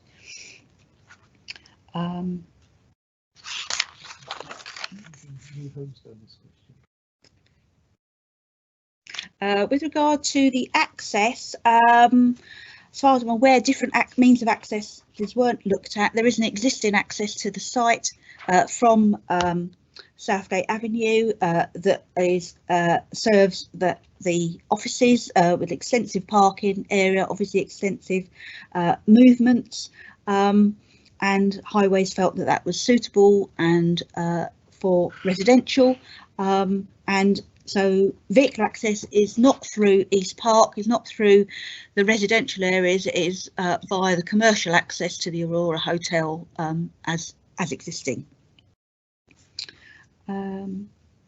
With regard to the objection letters, they were from around the town. Some were from Southgate area, but some were further afield. But I think probably with the exception of one, they were all from Crawley. With regard to the new homes bonus, they would be eligible for that, but I don't know the figure, I'm afraid.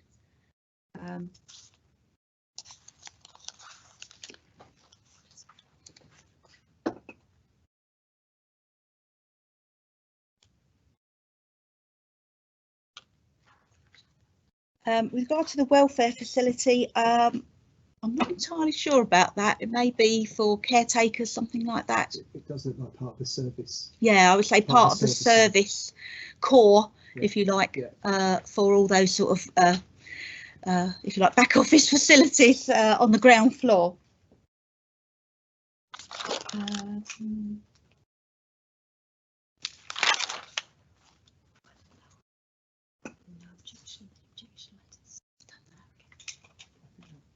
Okay. Sorry, I think that's probably all the points. But come back to me if there's anything else. Thank you.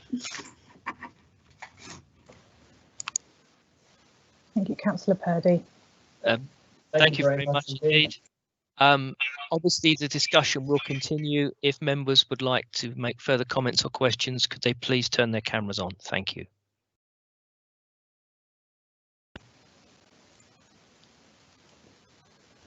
Councillor Sharma. I think really, I think I mentioned access from Homecraft, and that's what I interested was that access at all looked at access from Homecraft right next to the Carlton Close.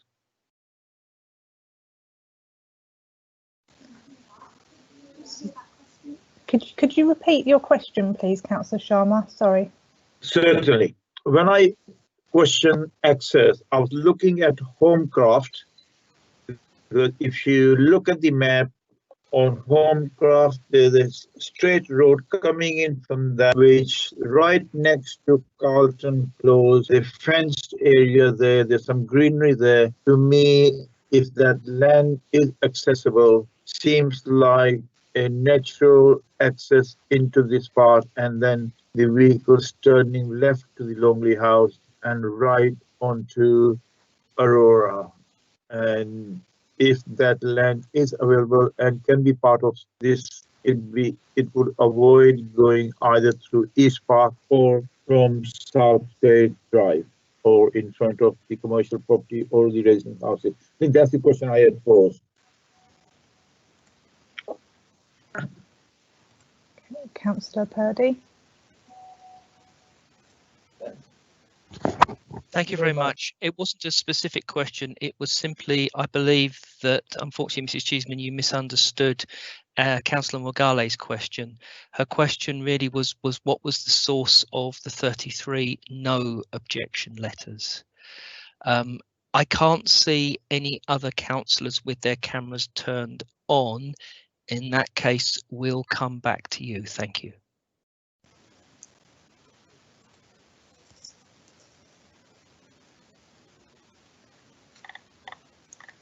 Okay. Val, if you wouldn't mind turning your camera on, please.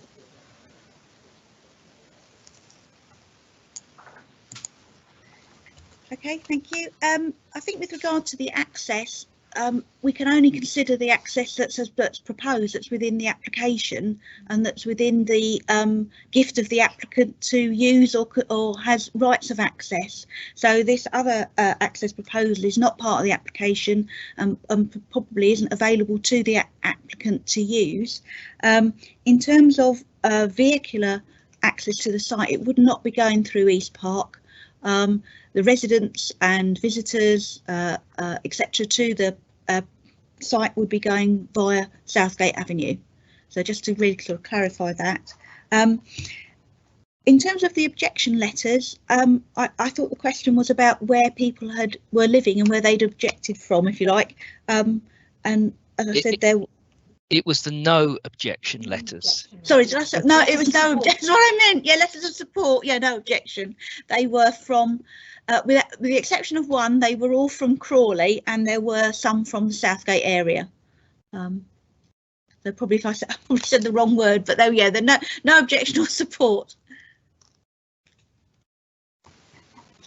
Okay, and we have Councillor Jaggard wishing to speak. Thank you. Thank you. I just want to clarify the distances that we talked about.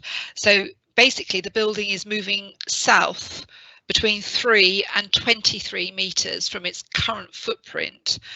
And is there a plan or anything which shows the current footprint and where the actual 9 stories are going to be? I appreciate that the 3 metre and the 23 metre part is the actual wings that are coming further south, but is the actual 9-story bit of the building also coming south as well from its current footprint?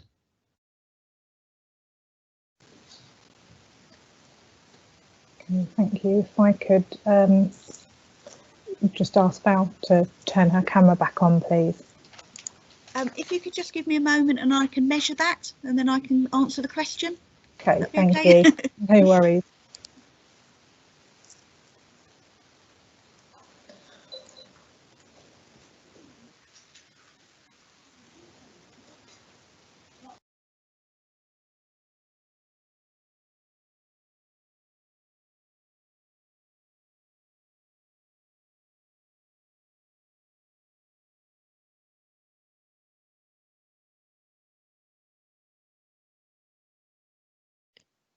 In the meantime, are there any other questions or comments from members of the committee?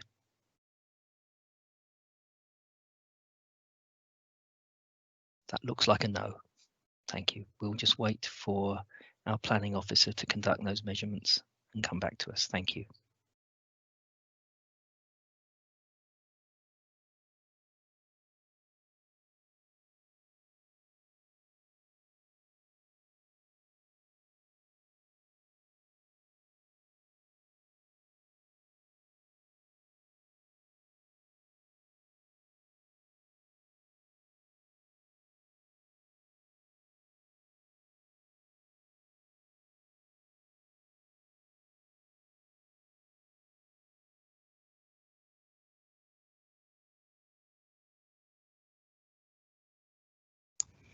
Okay, I think I'm there now. I just need to refer to a plan.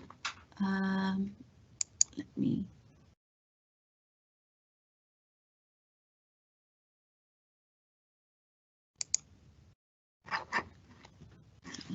Okay.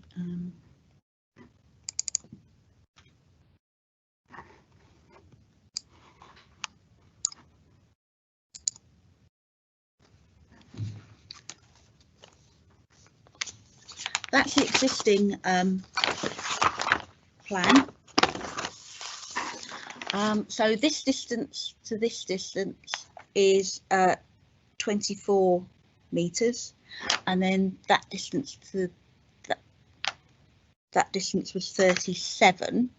If we go to the layout plan,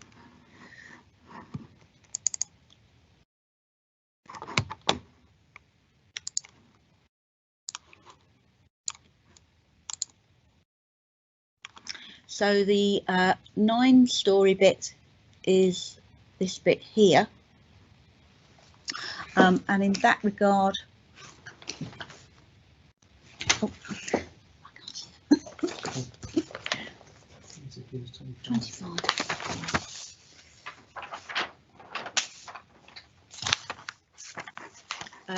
That distance was 25.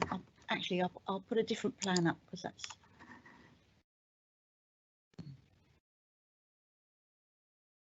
Yeah, that might be better.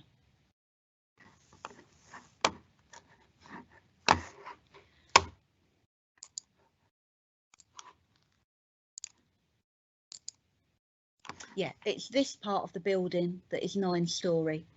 So if that helps, and then that distance is 25. So it's just slightly a little bit further away, that taller part. Hope that clarifies it.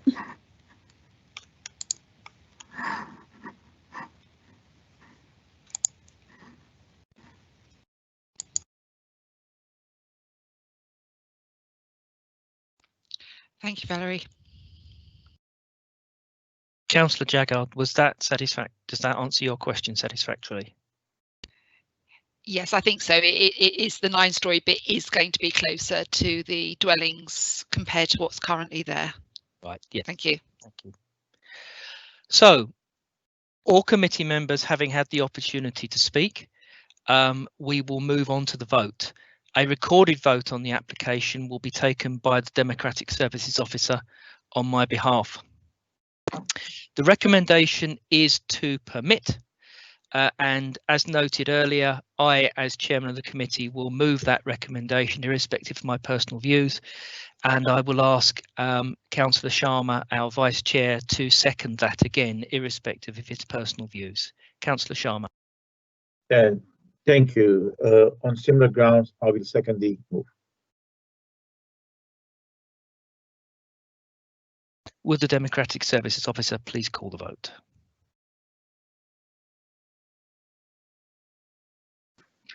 Thank you. So this is a recorded vote being taken on agenda item 7. Committee members are asked to vote for or against the recommendation before them, or by way of an abstention. Please ensure that your video feed is live before declaring your vote.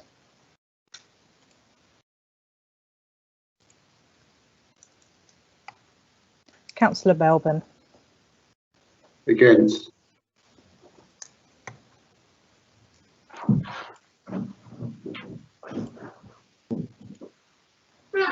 Councillor Irvine. For.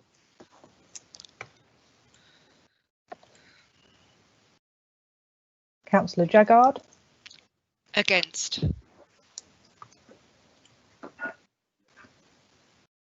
Councillor Morgale. Against.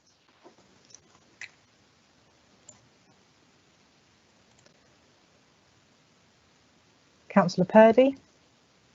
For the officer recommendation.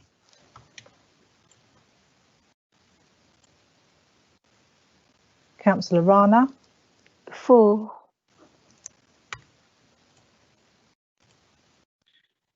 Councillor Sharma. For the officer recommendation.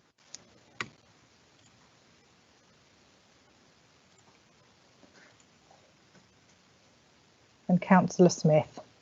For the officer recommendation.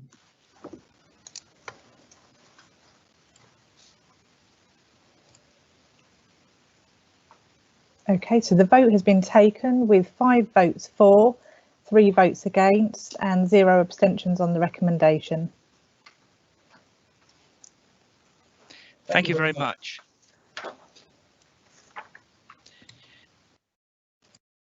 Planning application CR 2020 0024 full Longley House, East Park, Southgate, Crawley has been permitted, subject to the conditions and informations set out in report PES 365C and as amended as we saw earlier this evening, and the completion of a Section 106 agreement to secure the infrastructure contributions and provisions set out in paragraph 6.4 of the report.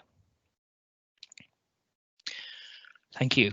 We will now move on to agenda item 8, a planning application CR 2020 0142 full, Downsman Bowls Club, Ifield Avenue, West Green, Crawley. Would the officer please introduce themselves and present the report? Thank you.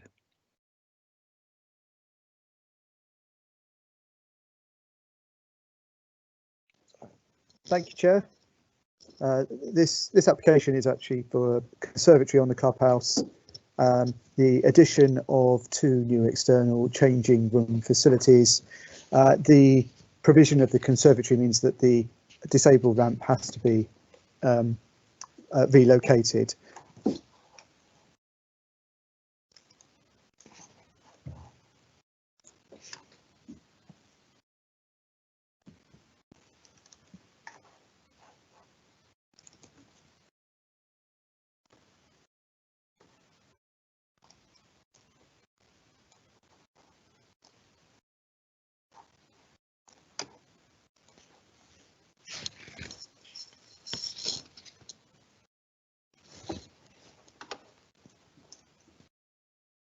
Just not sharing.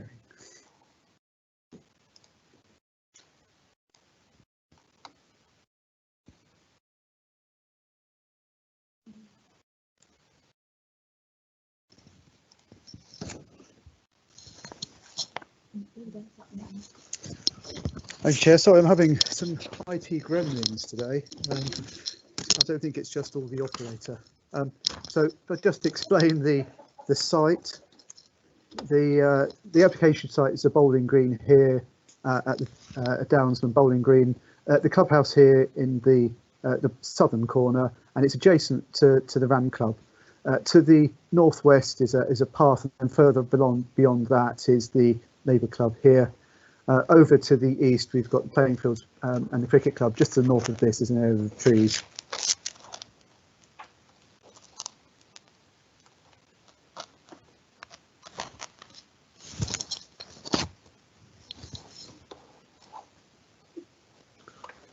Excuse me, again, it's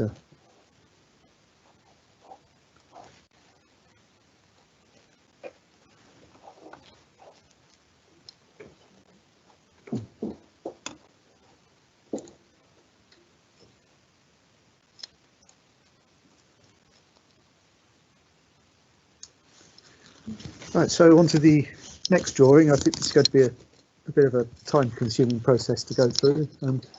The hashed areas here indicate the locations where the particular parts of the development are going. So the clubhouse is down here, and there's a smallish conservatory on the back, similar to what's the conservatory already on the Ram Club here.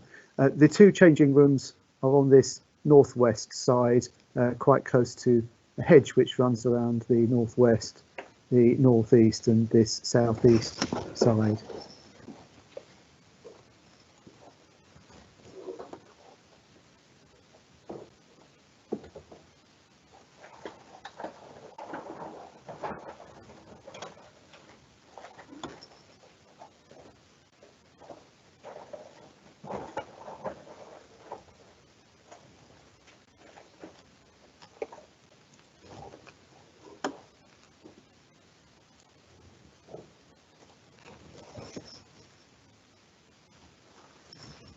So the drawings here indicate the primary parts of the application.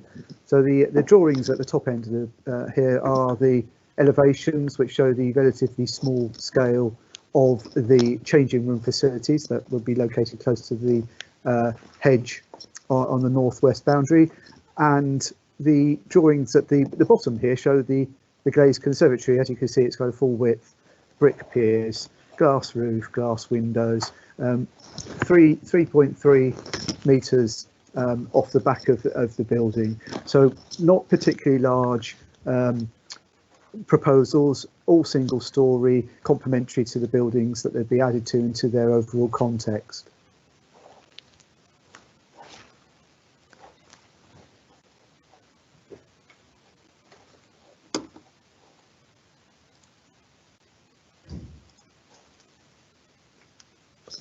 So just to give a bit more of a contextual view of the site, I thought I'd show this photograph.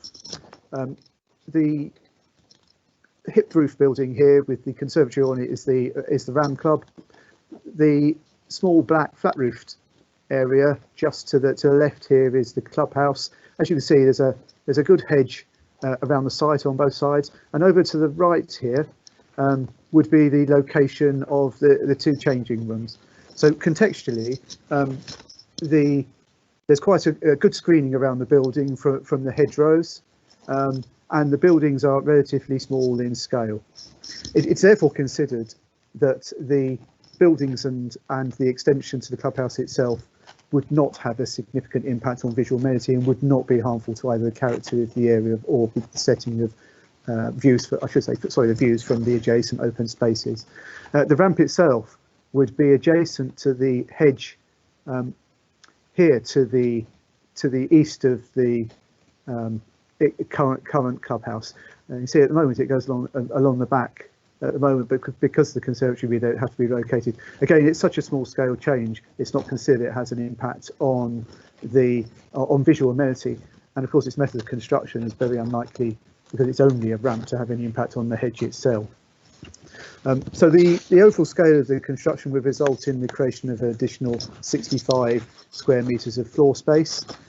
This is considered very modest. The facility itself utilises the car park that's shared with the Horticultural Society, it's shared with the Labour Club, it's shared with the Ram Club and used by the Bowls Club, all clearly using it at potentially different times. Though it can be busy, it's not considered that what's being proposed here will add to that demand significantly. At a very basic level, the increase in floor space would result in requirement of 3 parking spaces. It is considered that this is not likely to really increase the demand of parking, and it would be harmful to the area. Again, there was thoughts that there was a consideration that maybe some cycle parking should be provided. As noted, bowls are very heavy things to carry. It is unlikely that many people would access the site to go bowling with their bicycles, but even if they could, as you can see around the site, it's quite spacious, so there could be informal arrangements for putting bicycles around here without there creating a problem, so therefore it's not a requirement for additional space. The recommendation includes only a temporary permission of 10 years for what would be the metal buildings for the changing facilities. This is just so that the council can assess the condition of the buildings after 10 years to ensure they haven't deteriorated too badly. Metal buildings of this nature are like containers; they can get significantly worse in a relatively short period of time. So that's the reason for that. The application therefore is not considered to have harmful impact on neighbours, visual amenity. The operational requirements of the site will still continue to be met, and it's therefore recommended that the application is permitted in accordance with the recommendation on the report. I think I've repeated recommendation there, sorry about that. Thanks.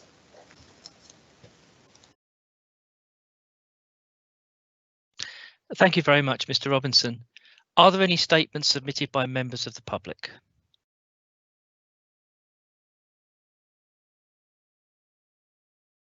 Thank you. We have had one statement submitted on this application by the applicant at Downsman Bowls Club. As stated in our application, the club wish to improve all year round usage of the club. Currently, we participate in indoor short mat bowls during the winter months, including inter-club matches and competitions.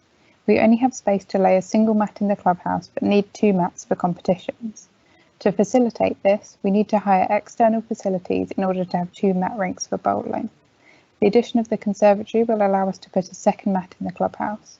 Short mat bowling is currently growing as an indoor bowling activity, and we wish to encourage more bowlers from Crawley and the surrounding area to be able to take part. There are 3 other outdoor bowls clubs in the Crawley area that closed down for the winter months. We would aim to encourage their members to participate in short mat bowls, either by the clubs hiring out our venue or by interested members joining our short mat membership scheme. This will help to future-proof bowls in the Crawley area. We are a caring club and look at all holistic elements regarding our members. The club is open all year round for members to use and socialise in order to help combat loneliness among our single members. There will be multiple impacts if the project is not progressed. There will be potential health and safety risks. The fire regulations could be invalidated, especially when we have events where there are several members and guests present.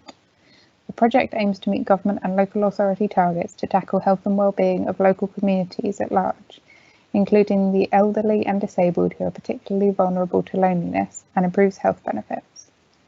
We work with a project called Sporting Memories Network, who have a local group in Crawley and meet weekly at our clubhouse. Our membership has grown over the years and continues to grow. Our current membership of able-bodied people, our blind and disabled people, as well as our juniors, is in excess of 100, comprising a majority of elderly and disabled members. It is not possible to allow more than half of the members, along with guests, to attend events due to space constraints and fire regulation limits. The extra space will also enable the club to enlarge the capacity for social events such as quizzes, bingo sessions and supper evenings, as well as allowing more members to attend our AGM and other meetings.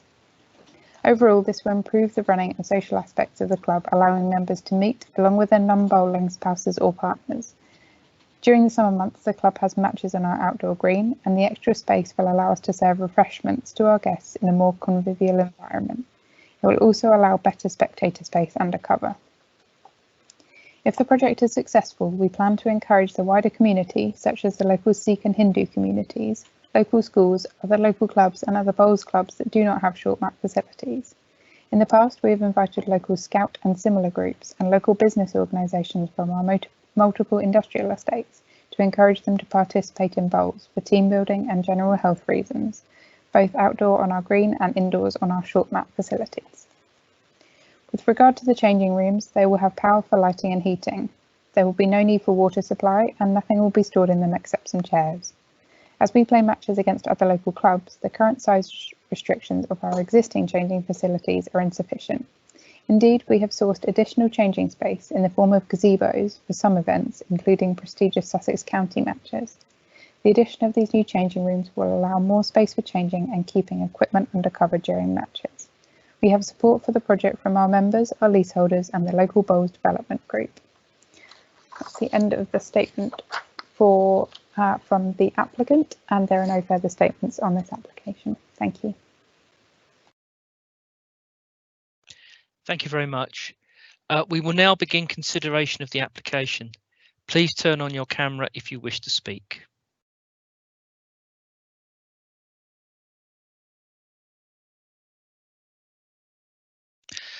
We have no members wishing to speak or ask questions on this matter, so all members having had such an opportunity, we will move on to the vote. As chairman of the committee, I move the recommendation, which is to permit. Councillor Sharma, would you please second that? Thank you. I will definitely second that motion. Thank you very much.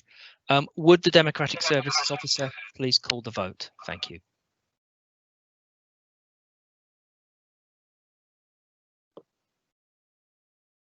Councillor Belbin, would you mind turning on your camera, please? Thank you. So, Councillor Belbin. 4. Councillor Irvine. 4.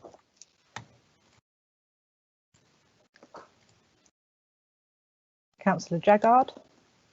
4. Councillor Mugale. 4.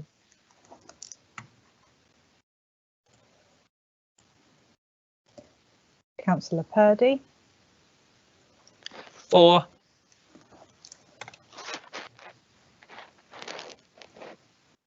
Councillor Rana. 4.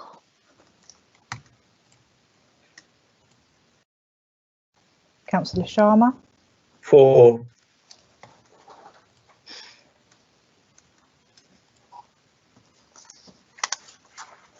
Councillor Smith. 4.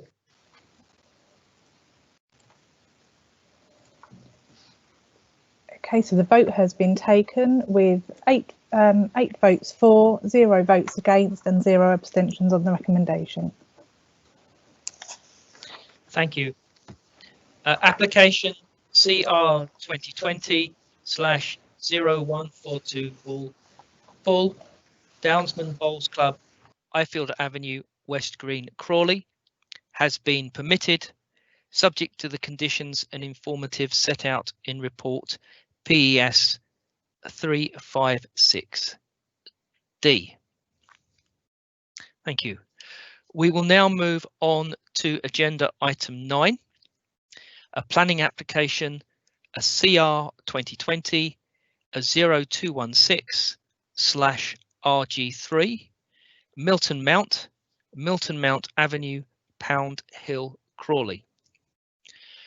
Would the officer please introduce themselves as necessary and present the report? Thank you. I'm afraid it's me again.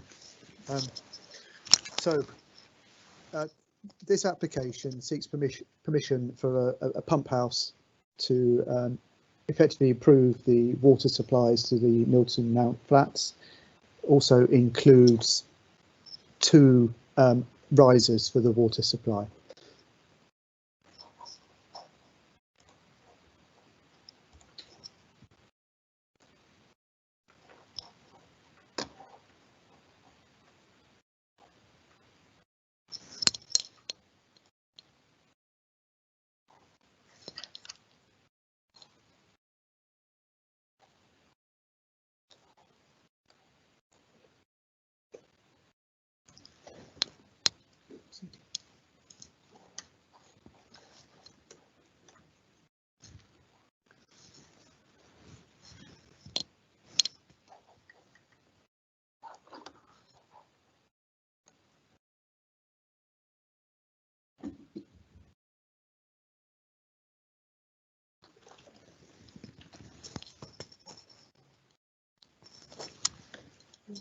So this drawing shows the location of the new pump house.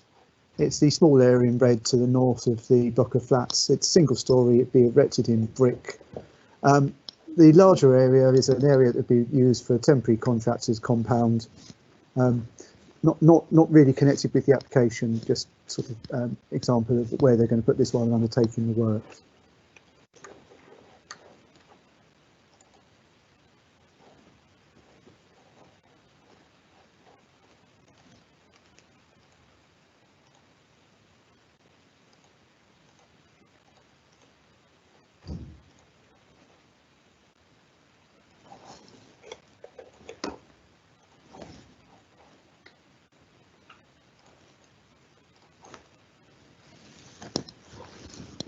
Now the drawing that we have here shows the proposed pump room. As you can say, modest structure, particularly in relation to this large block of flats, say single storey brickwork to match. As you can see, it's on the, would be here on the side elevation. Very difficult to actually see on that drawing as it kind of matches in with the brickwork behind. But it's a plain utilitarian structure, as I say, relatively small, would have an acceptable impact on the trees, and it's not considered it would have a harmful impact on the wider setting of the flats themselves, given its relatively small scale next to the building, its fairly inconspicuous location, and the amount of space that would be retained around it. It's also considered to be far enough away from the park itself that it wouldn't have a harmful impact on the historic parkland. What I'm going to do is show a picture of the pump room in the context of the larger building, the whole building.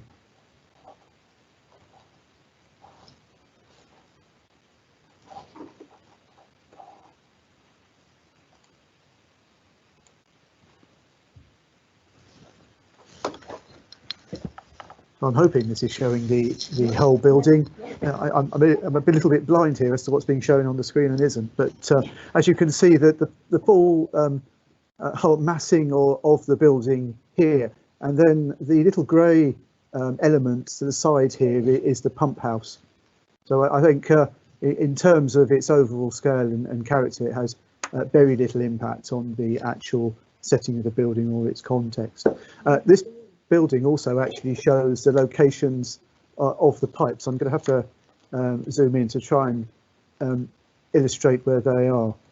So what we have is pipes from the pump house going underground, and then on the outside of the building going just vertically all the way up, with very small pipes off those to into the building themselves.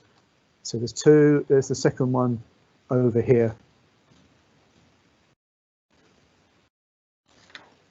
They have to, unfortunately, go outside the building. It's not been possible to put these within the building, but it is considered that this is a very modest alteration to the building that doesn't fundamentally alter or harm the character of this large block of flats. And the benefit of improving the infrastructure associated with the building and what it provides for the local residents within it clearly outweighs what would be the remarkably small harm from the overall proposals here.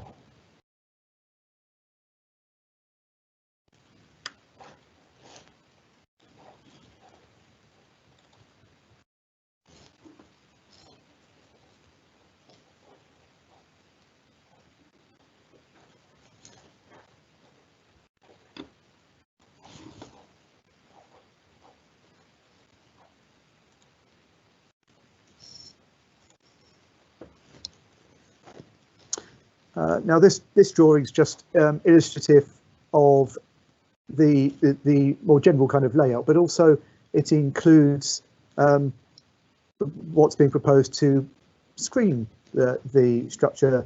So they're proposing some flowers and shrubs around two sides of the, let's say, two sides of the plant room here, and the only other amenity is this path to access it. The two trees would be, the impact on trees would be acceptable, and the tree officer has no objection to what's being proposed.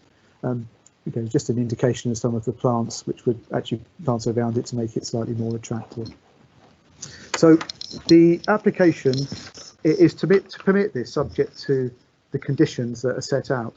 However, the NPPF statement at the end needs some amendment. There are elements in there which shouldn't be there. So I'd just like to really indicate the parts of the NPPF statement that will be removed from the permission if it's granted. So the element that says insert amend bullet points as required, the providing advice in timely manner through pre-application discussion correspondence, the in the next line down, I think we can remove members list and respondents from that list, and then if we go further down, I don't think we need to inform at this moment the application of issues that are so fundamental it's not been possible to negotiate such a way forward as the recommendation is to permit. And then we would also be seeking to remove the last point, which is about providing advice on a refusal. This of course may change if the recommendation is overturned and the application is refused, but the recommendation is actually put forward with those amendments to the NPPF statement. Thank you very much.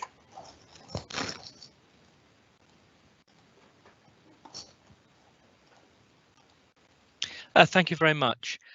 Are there any statements submitted by members of the public, please?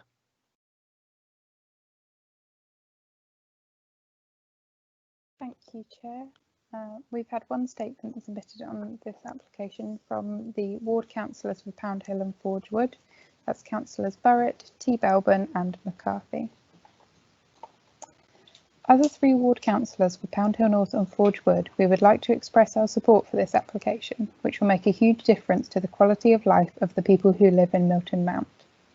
The residents of Milton Mount have been suffering for many years from issues with water pressure in the block, especially those on the upper floors, who are sometimes only able to get a slow trickle of water at peak times, making it impossible to wash or flush a toilet. let alone to use a washing machine. Negotiations with Southern Water over a workable solution to the problem have taken an inordinate amount of time, and the works have been delayed as a result. The construction of a new pump house is the only viable solution to the problem, and the sooner the application is permitted, the sooner work can begin to provide a proper, reliable water supply for the 146 flats in the block, so that residents can once again enjoy the same amenities that most people take for granted.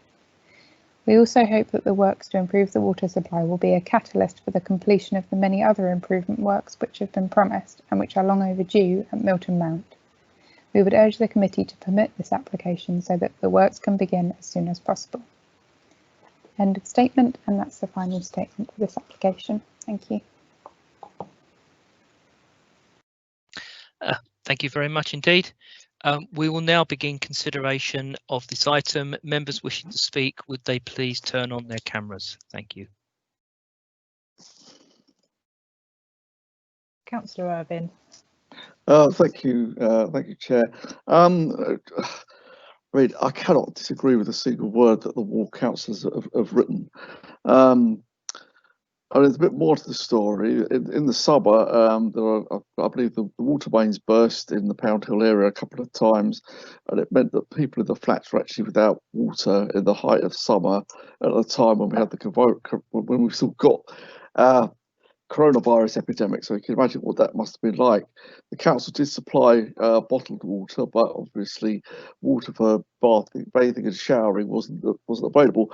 This will take care of the problem, and I really do hope that the committee will support it, because the alternative is potentially, a miserable time again for the residents of Milton Mount. Thank you. Councillor Jaggard. Thank you. Can you tell me a little bit more about the pipe work on the outside of the building? I missed that in the drawings when I looked at them. Are these pipes going to be just one pipe or is there going to be more than one pipe? And are they going to be the same as the gas pipes? Because it was only a couple of years ago that we had gas pipes fitted on the outside of the building, and now we're going to have water pipes as well. And I just want to know whether they'll match, and whether it's just one pipe or lots of pipes. That's really my question. Thank you.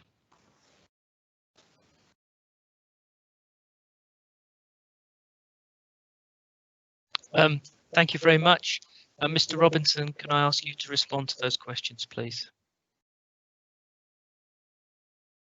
Thank you, Chair. There would be two pipes running vertically up the building, nothing underground, just those two pipes going up, and then the pipes to actually serve the flats will be within the building itself. I'm just checking the size of those pipes. What I don't have is the details of what the gas pipes that were on the building previously. I'd have to look those up on the previous application, but they are going to be, I think, fairly similar. These pipes are 110 millimetres in diameter, which is quite a size really. I think they are probably larger than the gas pipes, but again, one of the reasons for finishing them in black is that black things tend to sort of almost disappear against things when they're put against them. It makes them less visible than if they're light colours. So we think the pipework would be acceptable. There isn't an option for putting these inside the building. That has been explored prior to the submission of the application, and therefore this is the most acceptable way. This is considered the most acceptable way to actually improve the facilities that are provided to the people that are living in these flats. Thank you.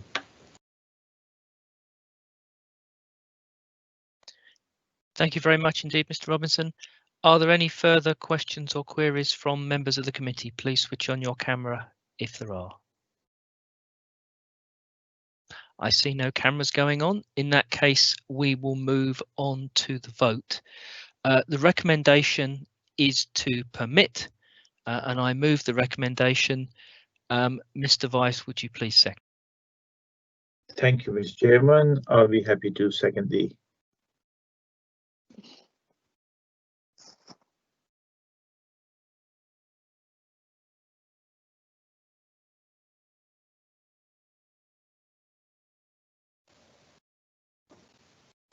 So this is a recorded vote being taken on agenda item 9. The committee members are asked to vote for or against the recommendation before them or by way of an abstention. Please ensure that your video feed is live before declaring your vote.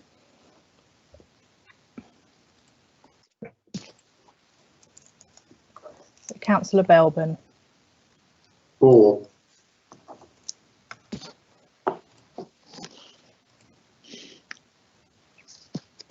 Councillor Irvine. For. Councillor Jaggard. For.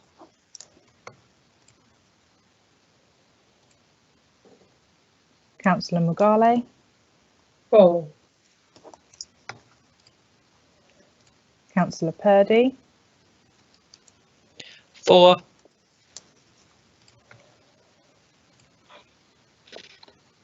Councillor Rana. For.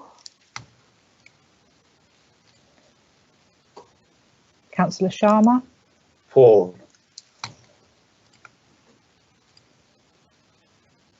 Councillor Smith. For. Okay, so the vote has been taken with 8 votes for, 0 votes against and 0 abstentions on the recommendation. Thank you.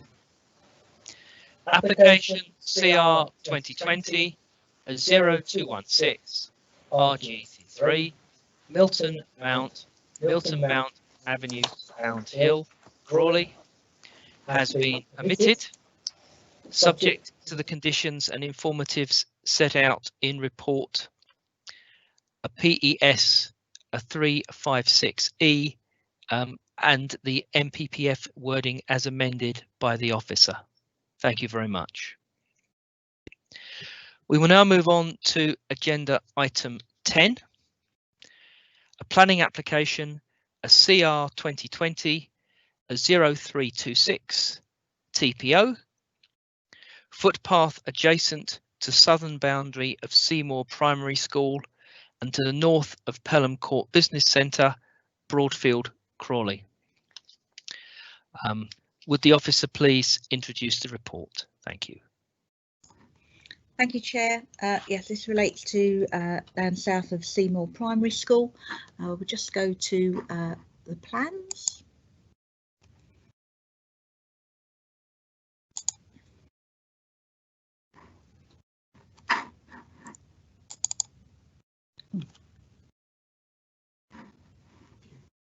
Is that coming up? Is that coming up? Okay, yeah. So it's this area here to the south of the school, which is here, and there's the business centre. So the proposal is to thin the undergrowth, to crown lift certain trees to clear the footpath and to coppice the hazel. We do have some some photographs. So you can see the trees and the footpath there. A couple more.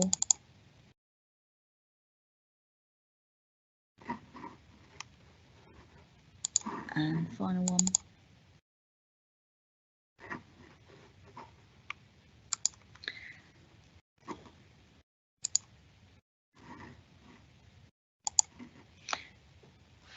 It's felt that the works are acceptable and the recommendation is to grant consent. Thank you.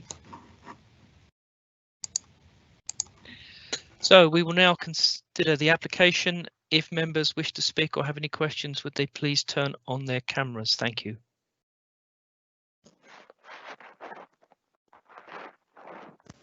Councillor Rana.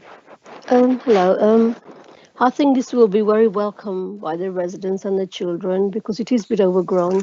I've been on this footpath numerous times and I myself found it really overgrown. And sometimes it's not really safe walking on there because it's so, it can be quite dense actually at times, and especially if children have to walk to school by themselves. It's not really safe for them. And then once it's cut off, and then it'd be more clear as well. And I think it would be safer for the children to walk on their own as well. I don't think many children walk on their own anymore, but you never know. They'll probably decide to. But I think that's a very good idea. Definitely very pleased with that. Thank you.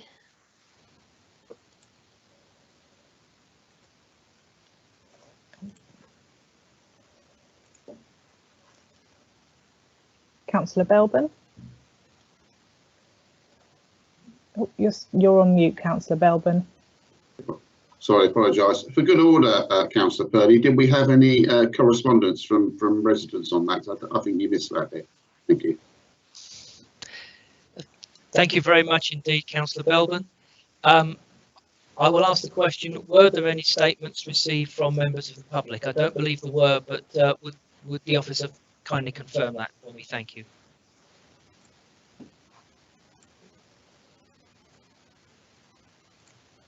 Thank you. No, there were no statements received on this application.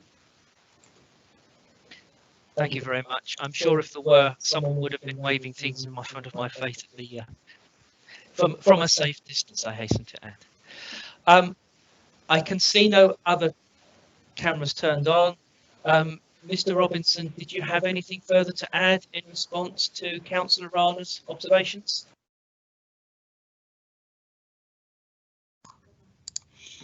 It's me for this one. No, nothing further to add, thank you.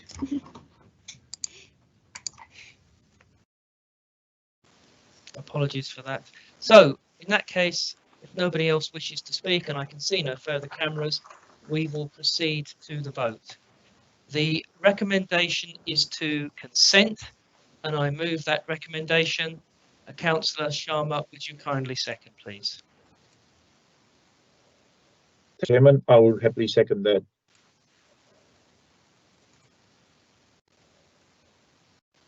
Thank you very much. Would the Democratic Services Officer please call the vote? Thank you. So this is a recorded vote being taken on agenda item 10. Committee members are asked to vote for or against the recommendation before them or by way of abstention. Please ensure your video feed is live before declaring your vote. Councillor Belbin. For.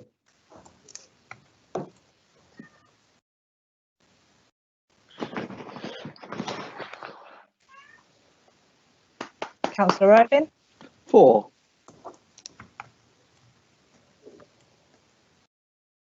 Councillor Jaggard. For. Councillor Mugale. For. Councillor Purdy. For.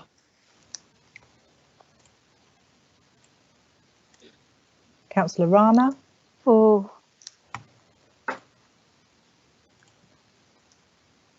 Councillor Sharma.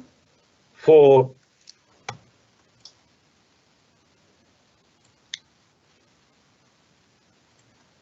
And Councillor Smith. For. Okay, so the vote has been taken with 8 votes for, 0 votes against and 0 abstentions on the recommendation. Thank you. A planning application CR 2020 0326 TPO, footpath adjacent to the southern boundary of Seymour Primary School and to the north of Pelham Court Business Centre, Broadfield, Crawley, has been consented, subject to the conditions and informatives set out in report PES 356F. We will now move to agenda item 11, a planning application, a CR 2020 0327, a TPO, footpath along the eastern boundary of Seymour Primary School and the west of Buckingham Court, Broadfield, Crawley. Would the officer please present the report? Thank you.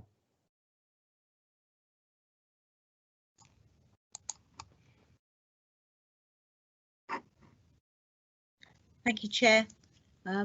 So this relates to tree works on the footpath along the eastern boundary of Seymour Primary School. We'll just go to the location plan.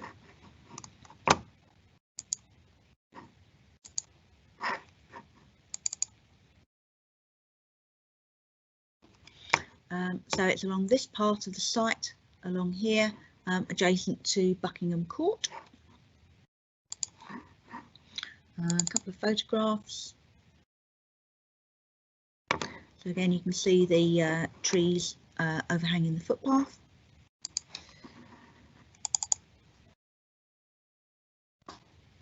And this application is to remove those leaning trees over the footpath, to thin the undergrowth, crown lift, and to coppice the hazel. Of the trees removed, there will be 3 trees will be taken out. The recommendation is for consent. Thank you.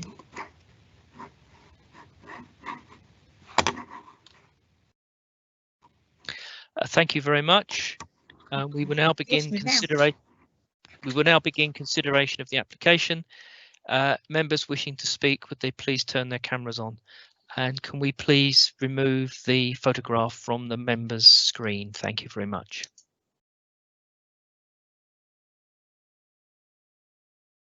We take the photograph down from the member screen. Thank you very much. And before we invite members to ask their questions, I will ask, have there been any statements from members of the public? Thank you. There have been no statements from members of the public on this application. Thank you very much. Members wishing to speak, would they please turn on their cameras?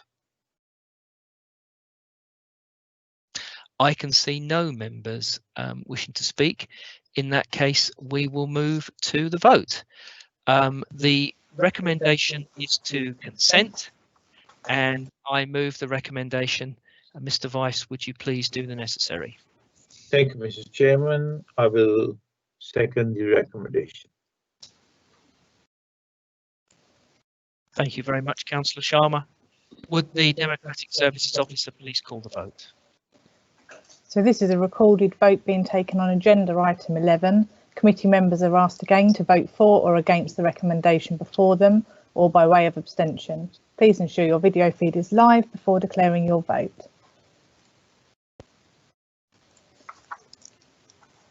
So Councillor Belbin.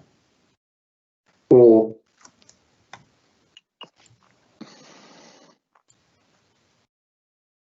Councillor Irvine. For.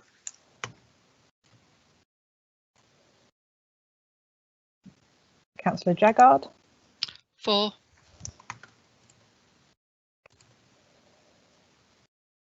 Councillor Mugale. For.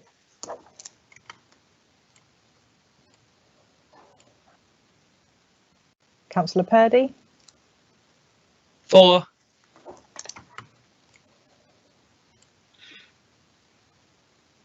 Councillor Rana. For.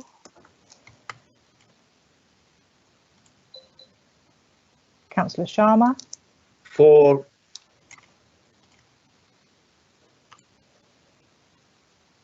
Councillor Smith. For.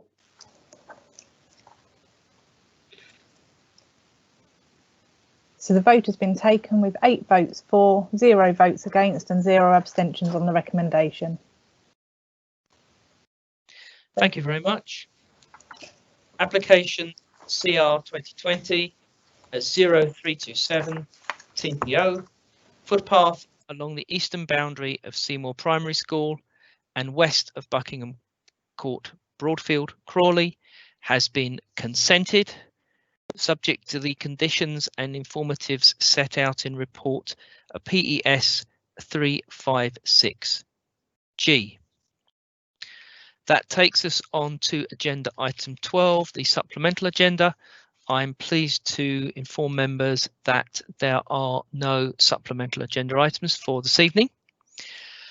Therefore, with the business of the Planning Committee concluded, I now declare the meeting closed at 22:21 hours.